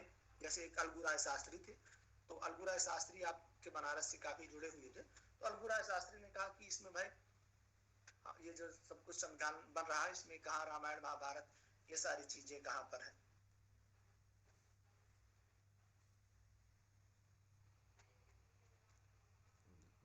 हाँ हाँ, आवाज आ रही है, आप जारी रखें। भाई, बीच बीच में आप लोग डिस्टर्ब हैं। वो कुछ नेटवर्क से ऐसा हो ये जाता है, लेकिन आवाज रमा आ सर, रही है। इसमें कोई बीच में बार बार बीच में कोई बार बार ये प्रेजेंट करने की एनीवे कोशिश कर रहा है, ये स्टॉप करिए किसी का प्रेजेंट। एनीवे तो क्या हुआ कि अलगू राय शास्त्री वगैरह थे, बहुत सारे लोगों ने कहा कि इस तरीके के आदर्शों पे बात की जाए। और कुछ लोगों ने कहा कि इसमें जो ये भारत का संविधान बना है इसमें सब कुछ है, लेकिन इसमें भारतीयता जैसी कोई बात नहीं है और इसको हमें बहुत अपनाना नहीं चाहिए। दूसरी तरफ उन्हीं लोगों में से जो संविधान सभा की महत्वपूर्ण समितियों में मौजूद थे, जैसे कि डॉक्टर अम्बेडकर और ये गोपाल स्वामी अयंगर, बहुत सारे विद्वान ऐसे थे जो बार बार यूरोपीय और अमेरिकी विधिशास्त्रियों को कोट कर रहे थे। कुछ लोग ऐसे थे जो कह रहे थे कि इसमें मनुस्मृति का मामला लाया जाए, जो मनु ने कहा है उसमें कुछ बातों को शामिल किया जाए। कुछ कह रहे थे कि इस देश में जो इस देश का जो संविधान बन रहा है उसमें जो लोगों के अधिकार है, नागरिक अधिकार है, उसमें धर्म की ज्यादा भूमिका होनी चाहिए। तो ये सारी बातें उस दौर के लोगों को मथ रही थी। लेकिन आप जब बहुत बाद में इस संविधान को पढ़ते हुए अंत में पहुंचते हैं तो पाते हैं कि ऐसी बात है नहीं, बल्कि जो कुछ भी उस दौर में बेहतर था वह वहां पर लोगों ने लिया। बहुत सारी बातें समय के साथ वह 2-3 सालों में उसको नहीं सुलझा पाए, उसको वहीं के लिए छोड़ दिया गया। कुछ बातों को उन्होंने लिया, जैसे भाषा का सवाल था। पहले बहुत सारे लोगों ने कहा था कि भाषा के सवाल को छोड़ दिया जाए, लेकिन भाषा के सवाल को उस समय लिया गया। महिलाओं के अधिकार को, संपत्ति के अधिकार को, देश के नाम को लेकर बहुत सारी बहसें हुई और ये कहा गया कि भारत का नाम गंगा नदी के नाम पर रख दिया जाए, कुछ लोग गंगावर्त। फिर कहा गया कि इसका नाम आर्यावर्त रखा जाए। बहुत सारे भी डिबेट हुई, इंडिया न रखा जाए, भारतवर्ष न रखा जाए। तो आप देखिए कि उसका जो पहला ही अनुच्छेद है वह एक खास किस्म के समायोजन को दर्शाता है कि भारत और इंडिया दोनों की बात आ जाती है।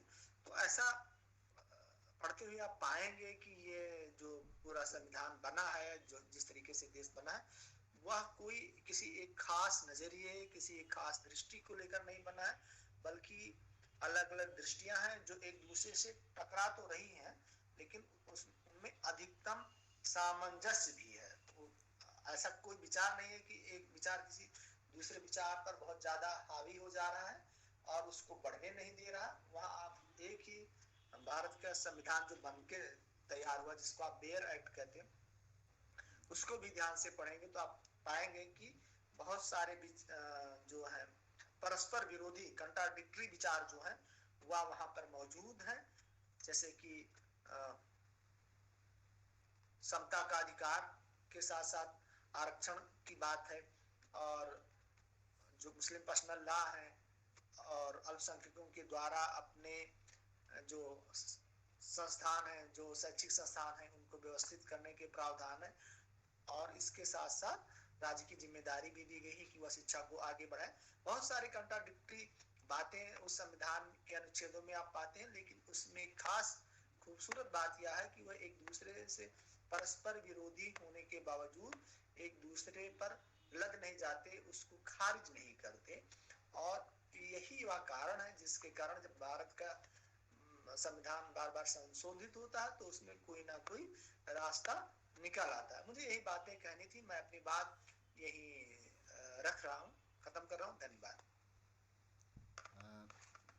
बहुत बहुत बधाई रमाशंकर जी, आपने बहुत सारे मुद्दों को एक साथ लेने की कोशिश की है। इसके पहले कि मैं कुछ सवाल लेना शुरू करूं हमारे जो पार्टिसिपेंट्स हैं उनसे, मैं आज स्वयं से ही पहले एक सवाल आपसे कर लेना चाहूँगा।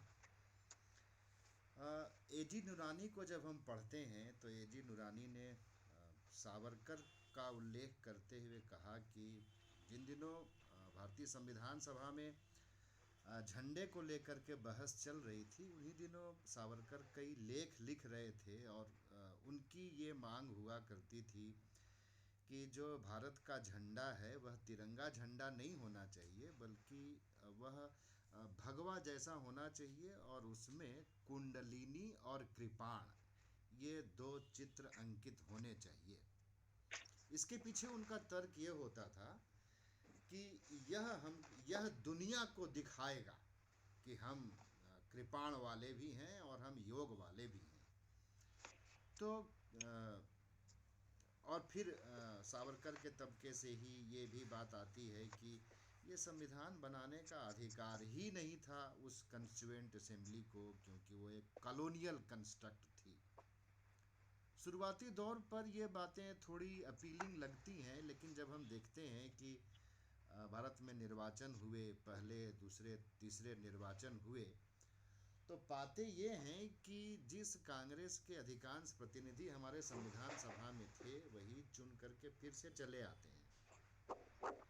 तो यह जो आक्षेप आता है वह आक्षेप ऐसा नहीं है कि उस समय उठा और ख़त्म हो गया। ये कहीं ना कहीं इस पर विमर्श भारत में अभी भी चल रहा होता है। तो मैं कुछ कंक्लूसिव रिमार्क्स आपका चाहूँगा। थोड़ा ये जोखिम भरा काम है, लेकिन इसमें आपकी टिप्पणी इस पर चाहूँगा। सर, इस पे कोई कंक्लूसिव रिमार्क देना तो ये अच्छा आपने पूछा तो मैंने ये खोला है? तो इसमें क्या है कि जो सावरकर कह रहे थे, तो सावरकर पहले उस दौर के बहुत सारे लोग ऐसा कह रहे थे कि ये जो है हमारी जो जनरल बिल है, हमारी जो सामान्य इच्छा है, उसको कॉन्स्टिट्यूएंट असेंबली रिप्रेजेंट नहीं कर रही है। लेकिन मैं शुरू में मैंने कहा था कि ऐसी बात नहीं थी, वह लोग इसको रिप्रेजेंट कर रहे थे। और 46 में ये सारे आक्षेप लगे और 1949 आते आते भारत के लोगों ने ही बहुत सारी बातें कॉन्स्टिट्यूएंट असेंबली को संबोधित करनी शुरू कर दी। वो उनको पोस्ट कार्ड लिखते थे, अखबारों में अपनी बातें रख रहे थे। आप पार्लियामेंट्री रिसर्च यहाँ मेरे पास इतना बहुत ज्यादा समय नहीं है, आप पार्लियामेंट्री रिसर्च आर्काइव्स की फाइल्स देखें तो आपको ये पता लगेगा कि बहुत सारे लोग इस बात को लेकर बहुत उत्साहित थे, नाराज भी थे कि वहां क्या हो रहा। और एक बार तो ऐसी हद हो गई कि वहां एक पाठक ने लिखा कि आप तो हमारा बहुत पैसा खर्च कर रहे हैं संविधान बनाने में। तो इसका मतलब यह था कि देश के लोगों को यह बिल्कुल पता था कि ये जो संविधान बन रहा है कोई ऐसी चीज है जो हमसे जुड़ी हुई चीज है और यह हमारे भले या बुरे के लिए है। तो उसमें देश की पूरी जनता जो है रुचि ले रही थी। एक बात होगी, उसी से निकलता हुआ यह तर्क है कि जो यहाँ झंडे को लेकर निर्णय लिया जा रहा है वह उचित नहीं है। उस पर अगर आप राधा कृष्णन के और नेहरू के जो भाषण है उसको पढ़िए तो वह बात बिल्कुल आपको समझ में आएगी कि यह क्यों उन लोगों ने कहा? क्योंकि ये जो झंडा निकल रहा है एक भारतीय राष्ट्र जो कि 2000 सालों से ज्यादा अधिक पुराना है और जिसमें बौद्ध धर्म है, जिसमें अशोक है, जिसमें 1857 है, जिसमें आदिवासी हैं, जिसमें मुस्लिम है, सब शामिल हैं। ठीक। और एक एच.बी. कामत साहब थे। एच.बी. कामत साहब ने उस समय एक प्रस्ताव रखा था कि जहां पर ये आपका अशोक अशोक चक्र है उसको हटा के स्वास्तिक रख दिया जाए, स्वास्तिक रख दिया जाए। तो कामत साहब ने कहा, और ये पूरे एक पेज में छपा हुआ रूप है, और उन्होंने उस दिन स्वामी विवेकानंद और इन सारे लोगों को कोट किया, सब कह दिया। उसके बाद में जो सबसे मजेदार बात है, उन्होंने कहा, श्रीमान जी, झंडे के नमूने को देखकर मैं यह अनुभव करता हूं कि स्वास्तिक को बैठाना बड़ा कठिन है उसके बीच में। यद्यप मैं उसको वहां देखने के लिए बड़ा लालायित था। स्वास्तिक झंडे को भद्दा बना देगी। इन कारणों से मैं अपने संशोधन पर जोर नहीं देना चाहता और हाउस से अपने संशोधन को वापस लेने की प्रार्थना करता हूं। जब होता क्या है कि कभी कभी आप कोई सवाल पूछना चाहते हैं अपने अध्यापक से, किसी स्पीकर से, और उसको सुनते सुनते ही आपको अपने सवाल का जो है जवाब मिल जाता है, तो आप कहते हैं कि कोई सवाल पूछना है, तो उधर से कहते हैं नहीं नहीं, सवाल का जवाब मिल गया। तो एच.बी. कामत साहब को उस संविधान सभा की बहस में अपने सवाल का जवाब मिल गया। चूंकि जो है सावरकर साहब क्या थे कि उससे बाहर थे, तो इसलिए उससे सीधे सीधे इंटरेक्ट नहीं हो पा रहे थे, तो उनको यह भय सता रहा था कि ये तो बड़ा गड़बड़ हो रहा। लेकिन मैं पक्के दावे के साथ कह सकता हूं कि वो अगर संविधान सभा में होते तो वह भी इन सारी बातों पर जो है राजी होते। और इसके साथ साथ उस झंडे को आप ठीक से देखिए तो उसका एक अपना सौंदर्य शास्त्रीय मूल्य है। आप कोई एक पोस्टर बनाते हैं, आप कुछ भी करते हैं, तो निश्चित ही उसका एक सौंदर्य शास्त्रीय मूल्य होता है कि इसमें ये रंग ऊपर रहेगा, ये नीचे, ये बीच में, या इस चीज को प्रकट करेगा और बहुत सारी चीजों को अप्रकट रहने देगा। ऐसा नहीं है सब कुछ प्रकट ही कर देगा, बहुत सारी चीजों को अप्रकट भी रहने करेगा। तो सावरकर निश्चित ही वहां संतुष्ट हो जाते अगर वो वहां गए होते। धन्यवाद तो रमा भाई। उनका एक धन्यवाद रमा भाई। मैं आपके कल्पित संकट जैसा था। डॉक्टर प्रियंका यहाँ उपस्थित हैं, हमारी एक बहुत ही फैकल्टी हैं और काफ़ी विदुषी हैं। मुझे लग रहा है कुछ पूछना चाह रही हैं, तो प्रियंका जी आइए, स्वागत है आपका। थैंक यू रमा जी, बहुत मजेदार आज का ये लेक्चर था। आई एम श्योर स्टूडेंट्स ने बहुत कुछ सीखा, मैंने भी बहुत कुछ जाना डिबेट्स के बारे में। हम लोगों के लिए ये जो मोमेंट है कॉन्स्टिट्यूएंट असेंबली डिबेट्स का, बहुत इंपॉर्टेंट मूवमेंट है, बहुत इंपॉर्टेंट मोमेंट भी है, क्योंकि हम लोग एक तरीके की संरचना रख रहे हैं कि हम किस तरीके के देश का निर्माण कर रहे हैं। क्योंकि और इसका इतिहास है, क्योंकि नेशनल मूवमेंट में भी काफी सारे प्रश्न उठ रहे हैं और वो एक तरीके से कल्मिनेट होते हैं इन डिबेट्स में। मगर मुझे आपके एक प्रश्न है। आपने जिस तरीके से बताया, आपने इन सारे महान चिंतकों के बारे में बताया, आप यहाँ पे एक बहुत सिग्निफिकेंट लाइन ऑफ थिंकिंग जो महिलाओं के द्वारा आ रही थी। 11 महिलाएं हैं जिन्होंने बहुत महत्वपूर्ण रोल प्ले किया हमारे कॉन्स्टिट्यूएंट असेंबली डिबेट्स में। और एक तरीके से कहते हैं कि जेंडर्ड, मतलब जो नेशन का आइडिया है, the normative of the nation is also being posed from a gendered lens. And if you look at their contributions, if you look at their debates and their interventions, ये बहुत महत्वपूर्ण line of thinking है। हम जब constituent assembly debates की बात करते हैं, या हम नेशनल मूवमेंट की भी बात करते हैं, क्योंकि मेरा काम अभी रीसेंट काम यही है, हम भूल जाते हैं कि महिलाएं भी थी जो अपने बारे में बोल रही, अपनी बात रख रही थी। एक पर्टिकुलर जो लीडर है हंसा मेहता, हंसा मेहता का योगदान सिर्फ हमारे संविधान में नहीं, मगर यूनाइटेड नेशन में जब बात हो रही है ह्यूमन राइट्स की, क्योंकि इनिशियली जब ह्यूमन राइट्स को डिफाइन किया गया, इट वाज सेड और एक महिला, मतलब भारतीय महिलाएं जो कहती है कि इसको हमको जेंडर न्यूट्रल टर्म्स में डालना पड़ेगा, we will have to call them as human rights. और फ्लैग का जो डिबेट है, मतलब क्या संरचना होनी चाहिए फ्लैग की, तो हंसा मेहता सरोजनी नायडू के साथ बहुत इंपॉर्टेंट इंटरवेंशन लेके आती है। 75 औरतें जो पार्ट थी फ्लैग कमिटी में, और वो कह रही है, सबका एक कॉमन अंडरस्टैंडिंग ये जो फ्लैग है, ये फ्लैग रिप्रेजेंट करना चाहिए हमारे वैल्यूज को, हमारे आइडियाज को, हमारे सिविलाइजेशन, क्योंकि एक बहुत इंपॉर्टेंट आर्ग्यूमेंट जो है कि वो सिविलाइजेशनल स्ट्रेंथ जो है, जो सिविलाइजेशनल एंकरेज है भारत का, वो बहुत महत्वपूर्ण है। तो रमा जी, मैं ये जानना चाहूंगी कि आप किस तरीके से प्लेस करते हैं, क्योंकि आपने जिस तरीके से बहुत शानदार तरीके से हमको समझाया कि क्या उसमें मामला ये है कि इसकी एक अभी रीडिंग कॉन्स्टिट्यूशन की तो खूब लोग कर रहे हैं कि इसकी जेंडर रीडिंग की जाए, लेकिन यहाँ जो 15 महिलाएं हैं भारत की संविधान सभा में, और उसमें सरोजनी नायडू को आप छोड़ दें, सरोजनी नायडू कवित्री थी, कवि के रूप में वो प्रेजेंट थी, और कुछ और लोग, बाकी बहुत सारी महिलाओं ने, उसमें कुछ मुस्लिम महिलाएं भी थी, ईसाई में एंग्लो इंडियन महिलाएं थी, और उन्होंने न केवल इस सब पर बात रखी बल्कि जो संपत्ति के अधिकार है, आरक्षण है, प्रिविलेज है, और इस सब पर बात रखी, और उनकी बातें कई बार मानी भी गई, ऐसी बात नहीं, उनकी बातें मानी गई। मैंने इस पे आलोचना में एक लेख लिखा था कि किसे चाहिए संविधान, किसे चाहिए संविधान।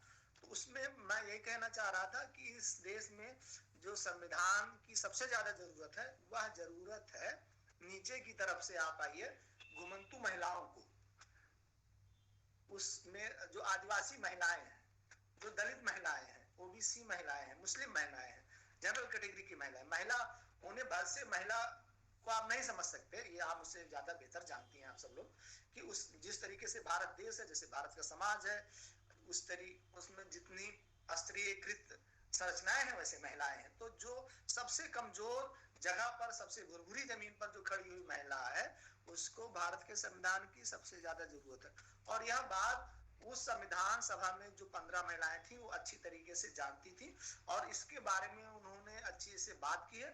और मैंने एक आर्टिकल लिखा था किसे चाहिए संविधान, इसमें आलोचना में, तो उसमें ये बात मैंने लिखी है, ये क्या नाम है, विश्वनाथ जी के मैं पास वो उपलब्ध आर्टिकल मैं होगा, उपलब्ध तो करा भेज दूंगा, उनसे ये ले आपका लीजिएगा। ये तो आर्टिकल मैं उपलब्ध कराऊंगा। जी, मैं नहीं, पर मैं रमा जी बस ये मतलब कह रही हूँ, मैं समझ रही हूँ आप इन 11-15 नहीं 11 महिलाओं की बात कर रही हैं, मगर जब आप इसके बारे में बात कर आज के लेक्चर में मुझे लगा कि एक चीज जो मिसिंग है वो सिर्फ आपके साथ नहीं है, हमारे साथ है। हम ज्यादातर लोग जब पॉलिटिकल थॉट की बात करते हैं या नेशन बिल्डिंग की बात करते हैं, वी इनविजिबलाइज, हम इनको मेंशन ही नहीं करते। और मैं आपको रिक्वेस्ट करूंगी कि नेक्स्ट टाइम जब आप बात कर रहे हैं कॉन्स्टिट्यूएंट असेंबली डिबेट के बारे में, आप प्लीज इनको पोजीशन करें, क्योंकि इसी तरीके से तो हम फ्यूचर के जनरेशन को इंस्पायर करेंगे कि हम लोग थे, हम लोग इतिहास बना रहे थे, हम लोगों को चीजें दी नहीं गई किसी तरीके के खैरात में, एक स्ट्रगल का इतिहास रहा है महिलाओं का भी भारत के संदर्भ में। शुक्रिया प्रियंका जी, ये आपका ऑब्जर्वेशन सही है, और ये बात पहुंची वक्ता तक, और हम सब लोग तक पहुंची, हमारे तक भी पहुंची। वास्तविकता तो ये है कि महिलाओं को आधार बना करके मैंने अभी तक कुछ भी नहीं लिखा है, तो मैं आगे कुछ करूँगा। कोई और यदि प्रतिभागी हैं यहाँ जो रमा भाई से कोई सवाल पूछना चाहते हैं तो उनका स्वागत है।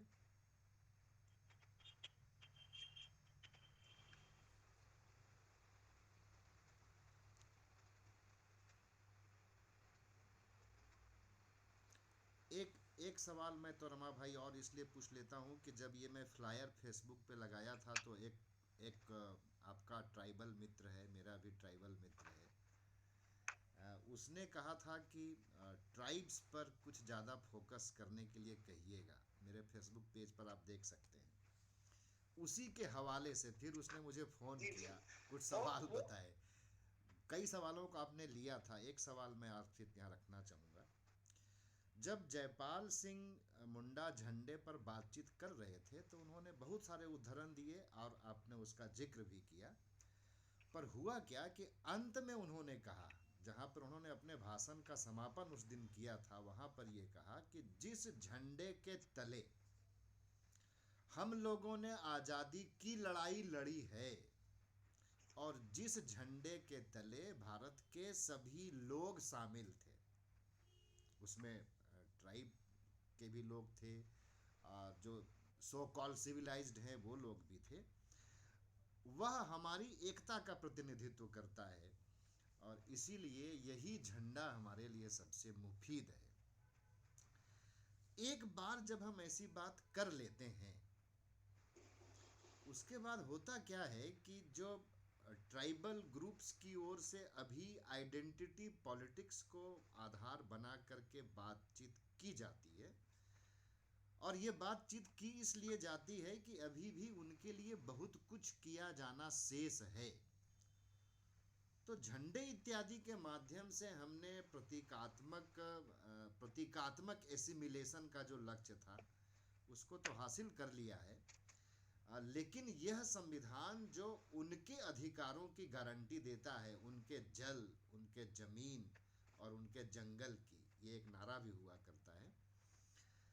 धीरे धीरे क्या हुआ कि हमारा संविधान खुद संशोधनों के माध्यम से इस दिशा में उनको ताकतवर किया, या हमारा संविधान संशोधनों के माध्यम से उनकी ओर से अपने आप को कमजोर कर लिया। यदि मेरी बात कम्युनिकेट हो गई हो तो ठीक है, अदरवाइज मैं फिर से इसको पिन पॉइंटेड बना सकता हूँ। कम्युनिकेट हो गई होगी तो अच्छी बात है। जी जी जी जी। उसमें दो आप दरअसल, अब चूंकि आप मुझसे सीनियर हैं और इसके उस्ताद हैं, तो आप अच्छी बात है कि उसी में जवाब भी आपने दे दिया है। तो निश्चित ही बहुत सारी चीजें जो संविधान के द्वारा आजकल की जा रही हैं, और पेशा आया, फिर फॉरेस्ट राइट एक्ट आया, बहुत सारी चीजें हैं, तो उसमें कुछ चीजें तो उनको निश्चित ही मिलती हैं, लेकिन अधिकारों की जो सबसे खास दिक्कत होती है, किसी भी समाज में जितने ज्यादा अधिकार होते हैं वह समाज उतना ज्यादा गुलामी की तरफ बढ़ता जाता है। ये कहने में थोड़ा आपको बुरा लगे, लेकिन अधिकार जैसे ही कोई सरकार, अधिकार आते कहाँ से? अथॉरिटी से आते हैं। अथॉरिटी जैसे ही अधिकारों को आपको हस्तांतरित करती है, वो आपको नियमों का एक सेट दे देती है। उन सेट को जब आप मानेंगे तभी आपको वो अधिकार मिलेंगे। तो ज्यादा से ज्यादा अधिकार किसी भी समाज को ज्यादा से ज्यादा गुलामी की हदों की ओर लेते जा रहे हैं। तो होता क्या है कि जनता, वो चाहे आदिवासी के बारे में मैं नहीं कहूंगा, दलित या महिला के बारे में, जो भी जहां ज्यादा से ज्यादा जिस तरीके से अधिकार सरकारें, राज्य सरकारें, स्टेट देता रहता है, उतना ही ज्यादा वो आपको गुलाम बनाने की तरफ, अपने वो आप पर निर्भर बनाने की ओर अग्रसर होता है। उनको कहा गया कि आप हमें जंगल का अधिकार दीजिए। जंगल का अधिकार इसलिए दीजिए क्योंकि आपने जंगल में घुसपैठ की है, आपने हमें उसे छीन लिया है। तो जैसे ही उन्होंने अधिकार दिया तो ढेर सारे नियमों का एक सेट दे दिया, तो वो उन्हीं सारे नियमों के सेट को मानने के लिए आदिवासी जो है मजबूर है। लेकिन उसके साथ यह भी है कि बहुत सारी चीजें उनको एक सुपरिभाषित नियम में प्राप्त भी हो जाती है, और सरकार जहां उनको अधिकार देती है वहां अपने लिए भी गुंजाइश तलाश लेती है। वो अपने लिए एक तरीके से इमिनेंट जोन का निर्माण भी कर लेती है कि हम यही काम करेंगे, इतना हमारा है, इतना तुम्हारा है। मतलब जो पेड़ है, आप इसको ऐसे समझिए कि जो पेड़ है, पेड़ तो हमारा है, डाल तुम्हारी है, जलावन की लकड़ी तुम्हारी है और पेड़ हमारा है। तुम पेड़ काट नहीं सकते, लकड़ी गिरेगी तो उसको ले जाकर चूल्हा जला सकते हो। तो एक एक चीज का लगभग वो बंटवारा है ना। तो राज्य जैसे ही अधिकार देता है तो सबसे पहले वो अपने लिए गुंजाइश तलाशता है। कोई भी अधिकारी, कोई भी बड़ा आदमी जिसके पास ताकत है, वो अधिकार देते समय पहले अपनी गुंजाइश तलाशता है, और सामने वाले को लगता है कि यह इसकी आजादी का परवाना है, और मामला इसका उल्टा हो जाता है। तो बहुत सारे समूहों के साथ यही हुआ है कि उनको शुरू में लगता तो है कि उनको अधिकार मिल गया है, लेकिन दरअसल वो अधिकार नहीं है, वह उनके जिंदगी में राज्य के हस्तक्षेप को बढ़ावा देते हैं। कभी कभार क्या होता है कि यह उनके पक्ष में जाता है, कभी कभार क्या होता है कि वह उनके विपक्ष में जाता है। अब और जो उमेश की बात थी वो मैंने वहां फेसबुक पर पढ़ी। हाँ, मैं अब यह मंच अपनी अध्यक्षा प्रोफेसर सुभाराव मैडम को सौंपता हूँ। मैं एक प्रश्न कर सकता हूँ? हाँ, बिल्कुल, बिल्कुल, एक सवाल मुझे भी पूछना है। एक प्रश्न कर सकता हूँ? हाँ जी, आप बिल्कुल, स्वागत है, स्वागत है। एक सवाल मुझे भी पूछना है। अच्छा, मैं बोलूं? हाँ, मैं बोलूं क्या? हाँ मैडम, आप प्लीज। हाँ, पहले तो मैं हम रमाशंकर सिंह जी का स्वागत करते हैं। हमको खेद है और हम क्षमा प्रार्थी हैं इस बात के कि इसमें कुछ टेक्निकल दिक्कतों की वजह से हम जुड़ नहीं सके और हम इसलिए बीच बीच में मतलब बाद में जुड़े। बहुत अच्छा व्याख्यान दिया रमाशंकर जी आपने और बड़े सहज ढंग से विद्यार्थियों की और नवयुवकों की रुचि के अनुरूप आपने जो उसका बर्ताव किया, वो बर्ताव आपका बहुत अच्छा मुझे लगा। और जिस तरह आपने सुझाव दिए, बहुत सार्थक सुझाव दिए कि कौन कौन सी किताबें हमें पढ़नी चाहिए जब हम उस समय के सचमुच जो परिदृश्य है, जो माहौल है, जो जनमत है, उसको हम अगर जानना चाहें। लेकिन अभी आपने जो आदिवासियों के छिनते हुए जंगलों, छिनते हुए पानी के स्रोतों की जो बात कही और कहा कि इनको सरकार ने एक अधिकार देकर और एक बीच का रास्ता अपने लिए खोज लिया है कि अधिकार देकर हम उसमें अपनी जगह भी बना लेते हैं उनके उनके उनके जीवन में। लेकिन इसको अगर संविधान के माध्यम से इस असंतुलन को ठीक करना हम अगर चाहें तो हम उसको कैसे करेंगे? सचमुच वास्तविक अर्थों में आदिवासियों को उनका जो पारंपरिक जो उनका जीवन शैली है, उसमें उनको जीने की स्वायत्तता प्रदान की जाए। ये हम संविधान के माध्यम से कैसे करेंगे? धन्यवाद। इसमें तो मैम आपने उत्तर दे ही दिया है। साधारण सी बात है कि शुरुआती दौर में तो कोई दिक्कत नहीं आई थी किसी भी समूह को, किसी भी समुदाय को। अब जो एक दो चीजें साथ में हो रही हैं। एक तरफ तो आदिवासी समाज चाहता है कि उसके जंगल कायम रहे और जंगलों पर उसकी हकदारी कायम रहे। दूसरी तरफ यह भी है कि वहां तक रोड जाए और जैसे ही रोड यानी विकास जैसे जाएगा उसके अपने दुष्परिणाम वहां सामने आने लगते हैं। तो देश में जिस तरीके से समृद्धि आ रही है, जैसा विकास आ रहा है, उसमें हर व्यक्ति हिस्सेदारी चाह रहा है। तो वह हिस्सेदारी जैसे ही उन क्षेत्रों की तरफ जाएगी, दिक्कत होगी। आप खुद बनारस को देख लीजिए कि जैसे बनारस के निशान मांग कर रहे हैं कि हम नदी पे हमारा अनन्य अधिकार हो, तो ठीक है, उनकी मांग अनन्य रहेगी। लेकिन जैसे ही वहां पर घाट बनेगा, जैसे ही राज्य का हस्तक्षेप बढ़ेगा और राज्य उसके लिए नियम बनाएगा ही बनाएगा। और जो ही नियम बनाएगा तो कुछ चीजें तो निषादों को मिल जाएगी, लेकिन कुछ चीजें उनकी छीन जाएंगी। और नियम अमूमन यही करते हैं कि कुछ चीजें आपको दे देते हैं, कुछ चीजें छीन लेते हैं। तो 70-80 के दशक तक जो आदिवासी क्षेत्रों में उनकी स्वायत्तता का आशय हुआ करता था, वह अब नहीं रहेगा। वह स्वायत्तता मांग तो रहे, लेकिन उसके साथ जो विकास की मांग है वह उनके पक्ष में कभी कभार चली जाती है, कभी भी पक्ष में कि अब सड़क बनेगी तो उनका जंगल काट लिया जाएगा। उधर अगर रोजगार लागू होगा तो बड़ी सी फैक्ट्री लगा दी जाएगी। जब बड़ी फैक्ट्री लगाई जाएगी तो प्रदूषण होगा, उनकी संस्कृति नष्ट होगी। तो यह बहुत ही छुरे की धार पे दौड़ने जैसा है, सरकार के लिए भी और समुदायों के लिए भी। ये लगभग सभी समूहों के लिए मैंने बात हो जाती है कि क्या व्यापक स्तर पे एक मिनट, क्या व्यापक स्तर पर ये एक कहना चाहिए दार्शनिक प्रश्न है या पॉलिटिकल फिलॉसफी का प्रश्न है कि संस्कृतियों को बचते हुए हम क्या विकास नहीं कर सकते हैं? या तो संस्कृतियों को यदि आपको बचाना है तो मुझे लगता है कि आप विकास वाली चीजें रोक देनी चाहिए। मतलब बच जाएंगी संस्कृतियां, लेकिन विकास अगर ऐसा रहा तो संस्कृतियां तो बचने के लिए होती ही नहीं, बदलेंगी। मैं अब एक अगला सवाल लेना चाहूंगा।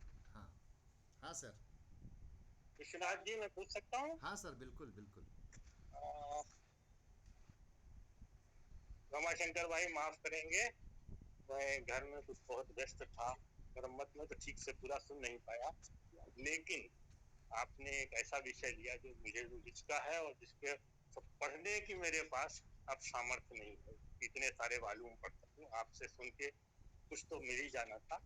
खैर, तो मेरा सवाल ये है, और जैसा कि अभी मैडम कह रही थी, जो आज एक और दिन सुना था, आप अपना परिचय दे दें कृपया। आप कौन बोल रहे हैं, हम समझ नहीं पा रहे। टंडन हूँ, मैं आलोक टंडन हूँ और विश्वनाथ जी और रमाशंकर भाई दोनों मुझे जानते हैं। अच्छा। ये मैडम और एक मेरा कोई खास फिलोसोफर परिचय हैं नहीं है। हम लोग। तो मैं मेरा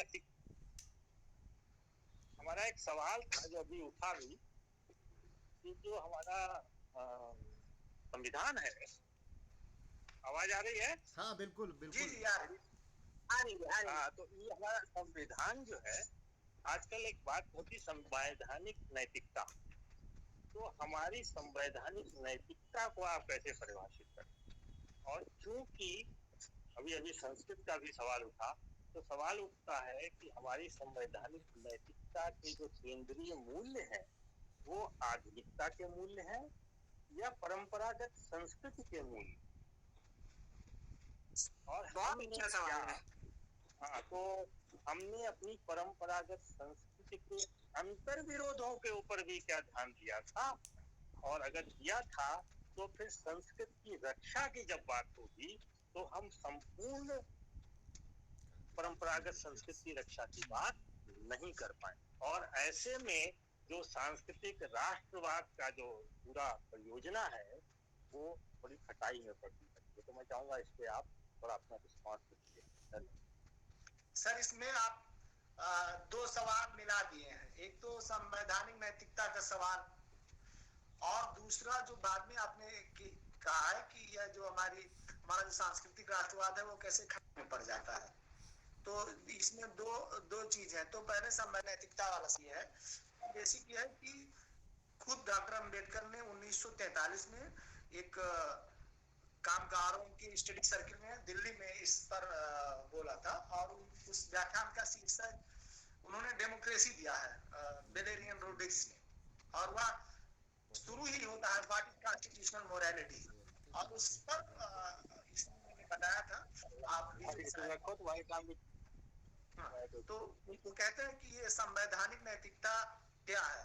तो उसका बेसिक मामला यह है कि किसी दिए गए समाज का, राष्ट्रों का या समुदाय का जो बराबरी को लेकर व्यवहार है, यानी वह सामाजिक रूप से, राजनीतिक रूप से और आर्थिक रूप से उसको समुदायों को और नागरिकों को बराबर लाने के लिए जो प्रयास करता है, और न केवल प्रयास करता है बल्कि उसको अपने आचरण में जब उतार लेता है तो उसको कॉन्स्टिट्यूशनल मोरालिटी कहते हैं। या अम्बेडकर का 1943 का एक minute,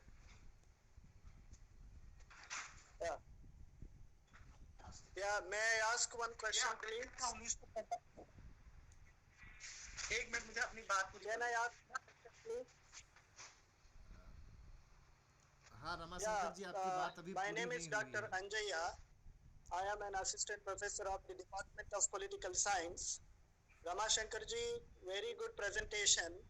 I liked your presentation because you have covered so many aspects of the making of the Indian Constitution. But I have a very simple question to you, because many aspects of the making of the Constitution are covered, like women, like Adivasis, and culture and other things. But I would like to take your attention to one important glaring omission in the making of the Constitution. That is, Constitution of India having no rights for other backward classes, whom Dr. Ambedkar himself called as India's permanent majority. I don't understand the sanctity of the Indian Constitution, which does not give any single rights to 65% of the population. Rather, it gives rights to somebody like Anglo-Indians, whose population was less than 500 in India, and Constitution says that not more than 2 members of the Anglo-Indians should be sent to Parliament. So, if you have read the famous article written by Christopher Jaffrelot, which is there in the Politics and Ethics of Indian Constitution, where he says that Ambedkar also did not want to clearly define who constituted the other backward classes. So do you agree with the comment made by Christopher Jaffrelot that Ambedkar also did not want the OBCs to be clearly defined, because otherwise it would have become a double-edged sword? So I would like to have your comment on this, please. Thank you. पहले तो मैं इनका doctor Tandon के सवाल का जवाब दे दूं, फिर मैं आपके सवाल का जवाब देता हूं। तो संवैधानिक मूल्यों की बात जी, तो संवैधानिक मूल्यों से ये मेरा तात्पर्य था। तो उसको ये भारत का संविधान अपने तरीके से इंश्राइन करने की कोशिश करता है। और दूसरी बात जो आप कह रहे थे कि उसमें कितनी परंपरा है और उसका इसके सांस्कृतिक राष्ट्रवाद से क्या संबंध है, ये सवाल का जवाब मैं नहीं देना चाहूंगा, क्योंकि मैं अगर बोलूंगा तो मामला गड़बड़ हो जाएगा। मुझे लगता है कि इस सवाल से मैं बचना चाहूंगा, और उसके बिल्कुल सीधे सीधे राजनीतिक कारण है, तो इसको मैं स्किप करता हूँ। दूसरा जो आपने ओबीसी वाला सवाल पूछा कि क्रिस्टोफ ज़ेफरलैंड ने कहा कि अंबेडकर इस सवाल से बचना चाहते थे, और एक बड़ी जनसंख्या होने के बावजूद भी आदिवासियों के बारे अन्य पिछड़ा वर्गों के बारे में कोई राय नहीं रखी गई। ये बहुत ही हेजी, बहुत ही अस्पष्ट सवाल है। दूसरी बात, या उस समय के उस समय के डिबेट में सवाल था नहीं, बहुत स्पष्ट कहने, यह सवाल उस समय के विमर्श में शामिल नहीं था। कारण ऐसा नहीं कि अंबेडकर उनके बारे में नहीं चाहते थे, और आपने कहा कि उनको कोई सिंगल राइट नहीं मिला, ये बात ठीक नहीं है, बहुत जल्दबाजी भरा वक्तव्य है आपका। इसमें मामला यह है कि जो संविधान में लोगों को अधिकार दिए गए हैं, दो तरीके के लोगों को दिए गए थे 1950 में, बाद में दिए गए।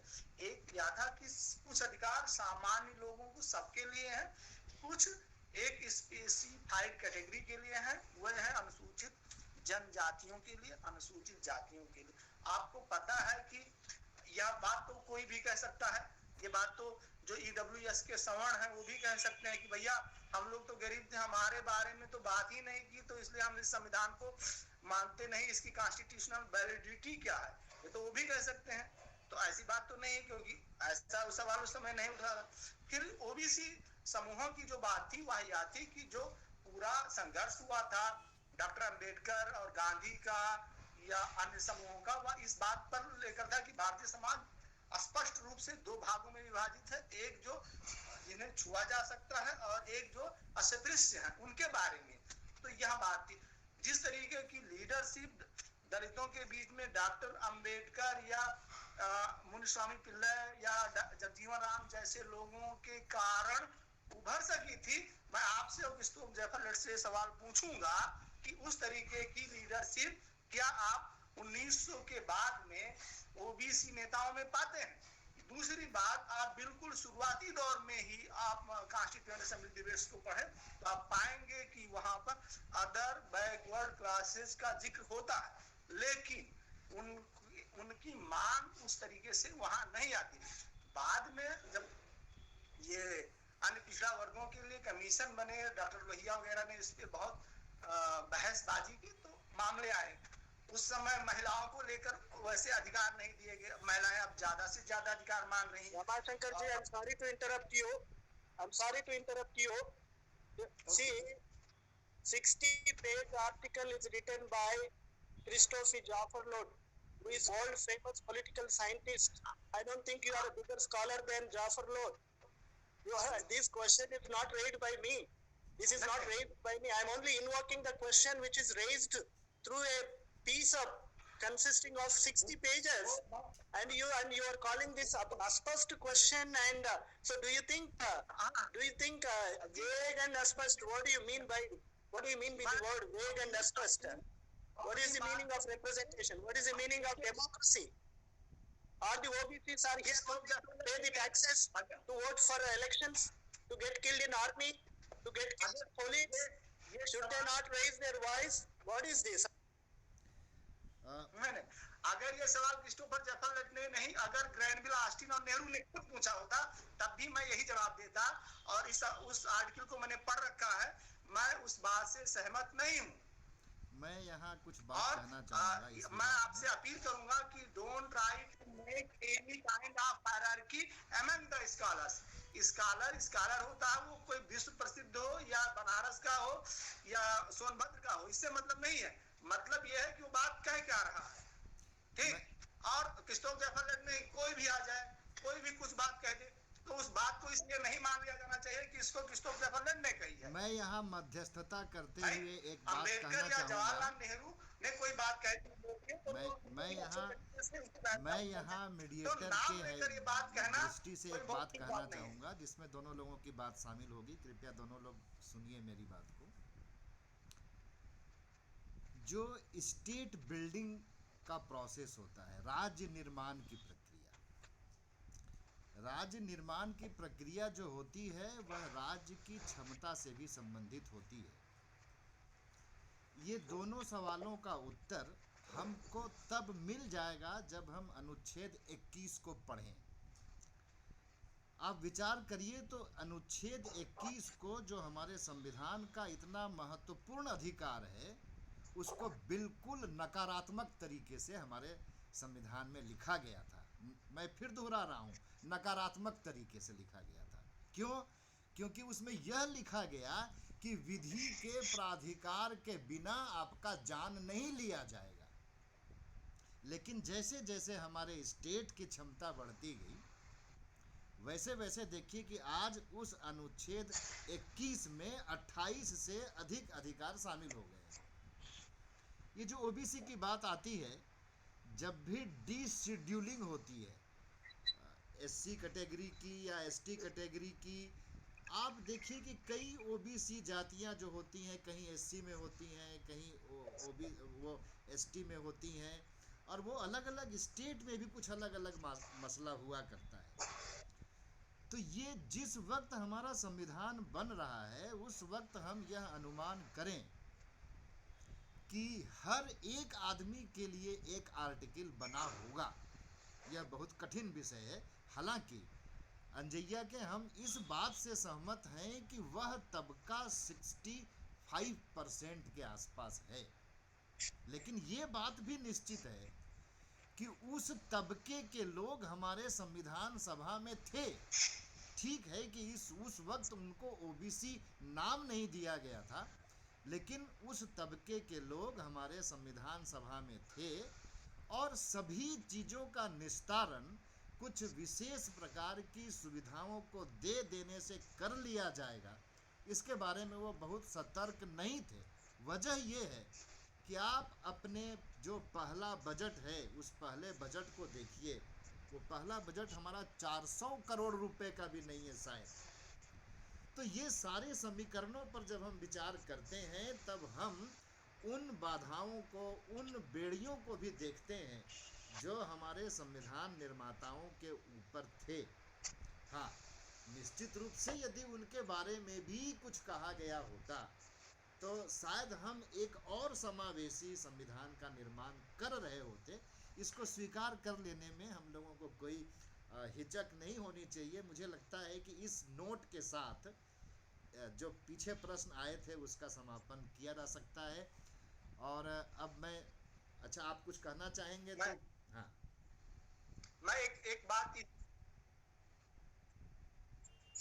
एक बात इसी में स्पष्ट करना चाहूंगा। एक सवाल भी किसी ने पूछा है टाइप करके कि क्या आप घुमंतू समुदाय और विमुक्त समुदायों के बारे में संविधान सभा में कहा गया या कुछ नहीं कहा गया।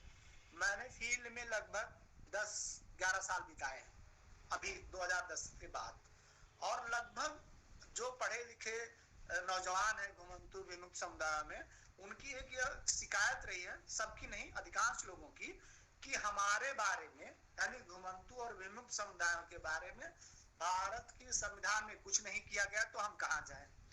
उसमें सर 3 अवसर आए, 1, 2, 3 अवसर आए जब केवल एकमात्र व्यक्ति थे एच.जे. खांडेकर साहब, उन्होंने घुमंतू और विमुक्त समुदायों के बारे में बात उठाई। संशोधन उन्होंने कभी नहीं पेश किए, उन्होंने बात उठाई, क्योंकि संविधान निर्माण की प्रक्रिया से जो लोग अवगत होंगे वह इस बात को भली बात जानते हैं कि कोई बात संविधान में शामिल होने के लिए यह आवश्यक था कि उसके लिए आप एक समुचित संशोधन पेश करें, संशोधन पर बहस हो, और वह बहस ड्राफ्टिंग कमेटी के पास जाए, उसको डॉक्टर अंबेडकर जिस कमेटी को हेड कर रहे थे वह वहां इंक्लूड हो, फिर बहस के लिए आए, फिर वो संविधान का हिस्सा बने। तो बात 3 बार हुई, लेकिन संशोधन नहीं पेश किए गए घुमंतू और विमुक्त समुदायों के लिए। ठीक, और उनके लिए कोई इस तरीके के अधिकार नहीं बने। लेकिन जो उस समय प्रावधान किए गए थे समता के अधिकार के बारे में, उसमें कहा गया था अनुच्छेद 16 के अलग अलग अनुच्छेदों में कि इन सब बातों के होने के बावजूद कोई भी बात राज्य को जो शैक्षिक और सामाजिक रूप से पिछड़े हुए समुदाय हैं उनके पक्ष में आरक्षण, उनके पक्ष में उपाय करने से राज्य को नहीं रोकेगी। इन्हीं प्रावधानों का जो है सहारा लेकर घुमंतु और विमुख समुदायों के लिए भी जब भी आरक्षण की बात होगी तब भी होगी। दो कमीशन बनाए जा चुके, उनकी भी ये शिकायत है। जो आप कह रहे थे कि हर व्यक्ति के लिए वहां पर नहीं हो सकता था, लेकिन ये था अधिकतम समूहों के लिए अधिकतम बातें की गई हैं। और चूंकि आप किसी भी व्यक्ति की जो एंजाइटी है संविधान के प्रति, वह इसलिए नहीं है कि वह संविधान को कम चाहता है, बल्कि उसकी एंजाइटी इसीलिए है कि उसको लगता है कि जो हमारा जीवन है, हमारा जो भविष्य है, वह यही संविधान बचा सकता है। तो ये संविधान में आस्था के कारण भी लोगों में जो गुस्सा है, वह गुस्सा भी इसी आस्था से उपजा हुआ गुस्सा है कि देखो हुजूर हमारे लिए आपने नहीं किया। तो वह चाहते हैं कि संविधान में कुछ उनके लिए कर दिया जाए। तो संविधान कोई ऐसा पत्थर का दस्तावेज है नहीं कि बदला नहीं जा सकता, बार बार बदला जा सकता है। तो इस कारण हमें इस बात से बचना चाहिए कि जो हमारे कॉन्स्टिट्यूशनल मेकर्स हैं, जो हमारे फ्रीडम फाइटर्स हैं, उन पर कीचड़ उछालने के, और कोई बड़ा स्कॉलर 60 नहीं 600 पन्ने की थीसिस लिख दे तो मैं नहीं मानूंगा। अब मैं समय को देखते हुए और आगामी अपनी खुद की व्यस्तताओं को देखते हुए जो शेष प्रश्न हो सकते हैं उनके लिए मैं क्षमा प्रार्थी हूँ। मैं सुभा राव मैडम से आग्रह करूँगा कि वह आज के वक्ता के प्रति धन्यवाद ज्ञापन का कार्य के साथ इसका समापन करें।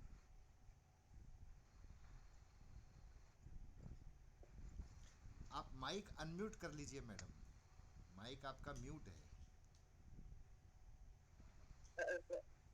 विश्वनाथ जी धन्यवाद। वैसे मैं तो इस विशेषाधिकार के लिए आज तैयार नहीं थी, मैंने तो सब अधिकार आपको ही सौंप दिए थे, लेकिन ठीक है, मित्रों में सहयोगियों में सब तरह की आपसदारी चलती है, क्षम है, तो देर में ही सही, लेकिन इस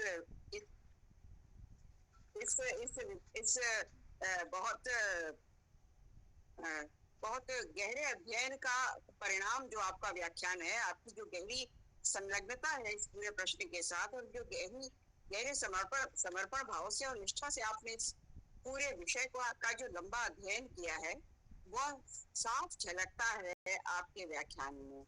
हम लोग बहुत आभारी हैं कि आपने इतना विद्वत्तापूर्ण ये व्याख्यान हमको दिया, और इसके साथ ही आपके प्रति हमेशा कृतज्ञ रहने का भी एक भाव हमारे मन में है कि आपने एक बिल्कुल ही थोड़ा सा कम छुआ गया अल्प चर्चित विषय जो था उसको पुनरुज्जीवित कर दिया। आजकल हमारे विद्यार्थी बिल्कुल इतना सारा कोर्स में पढ़ते हैं कि अब ये इन बातों का विस्तार जानने का उनके पास अवसर नहीं रहता है। तो ये जो कुछ प्रकरण छूट से जाते हैं उनके हाथों से, उन सब को समेटने का जो आपने आह्वान किया, ये मुझे बहुत मूल्यवान संदेश आपके इस व्याख्यान का लगा। तो मैं अपने सभी श्रोताओं की तरफ से, अपने जो इसमें लगे हुए थे, तकनीकी रूप से जो छात्र लगे हुए थे, उनकी तरफ से, और सबसे अधिक विश्वनाथ जी की तरफ से मैं आपको धन्यवाद देती हूँ। साथ में ये धन्यवाद विश्वनाथ जी को भी देती हूँ कि उन्होंने एक बहुत अच्छे व्याख्याता से हम लोगों की मुलाकात करवाई। धन्यवाद।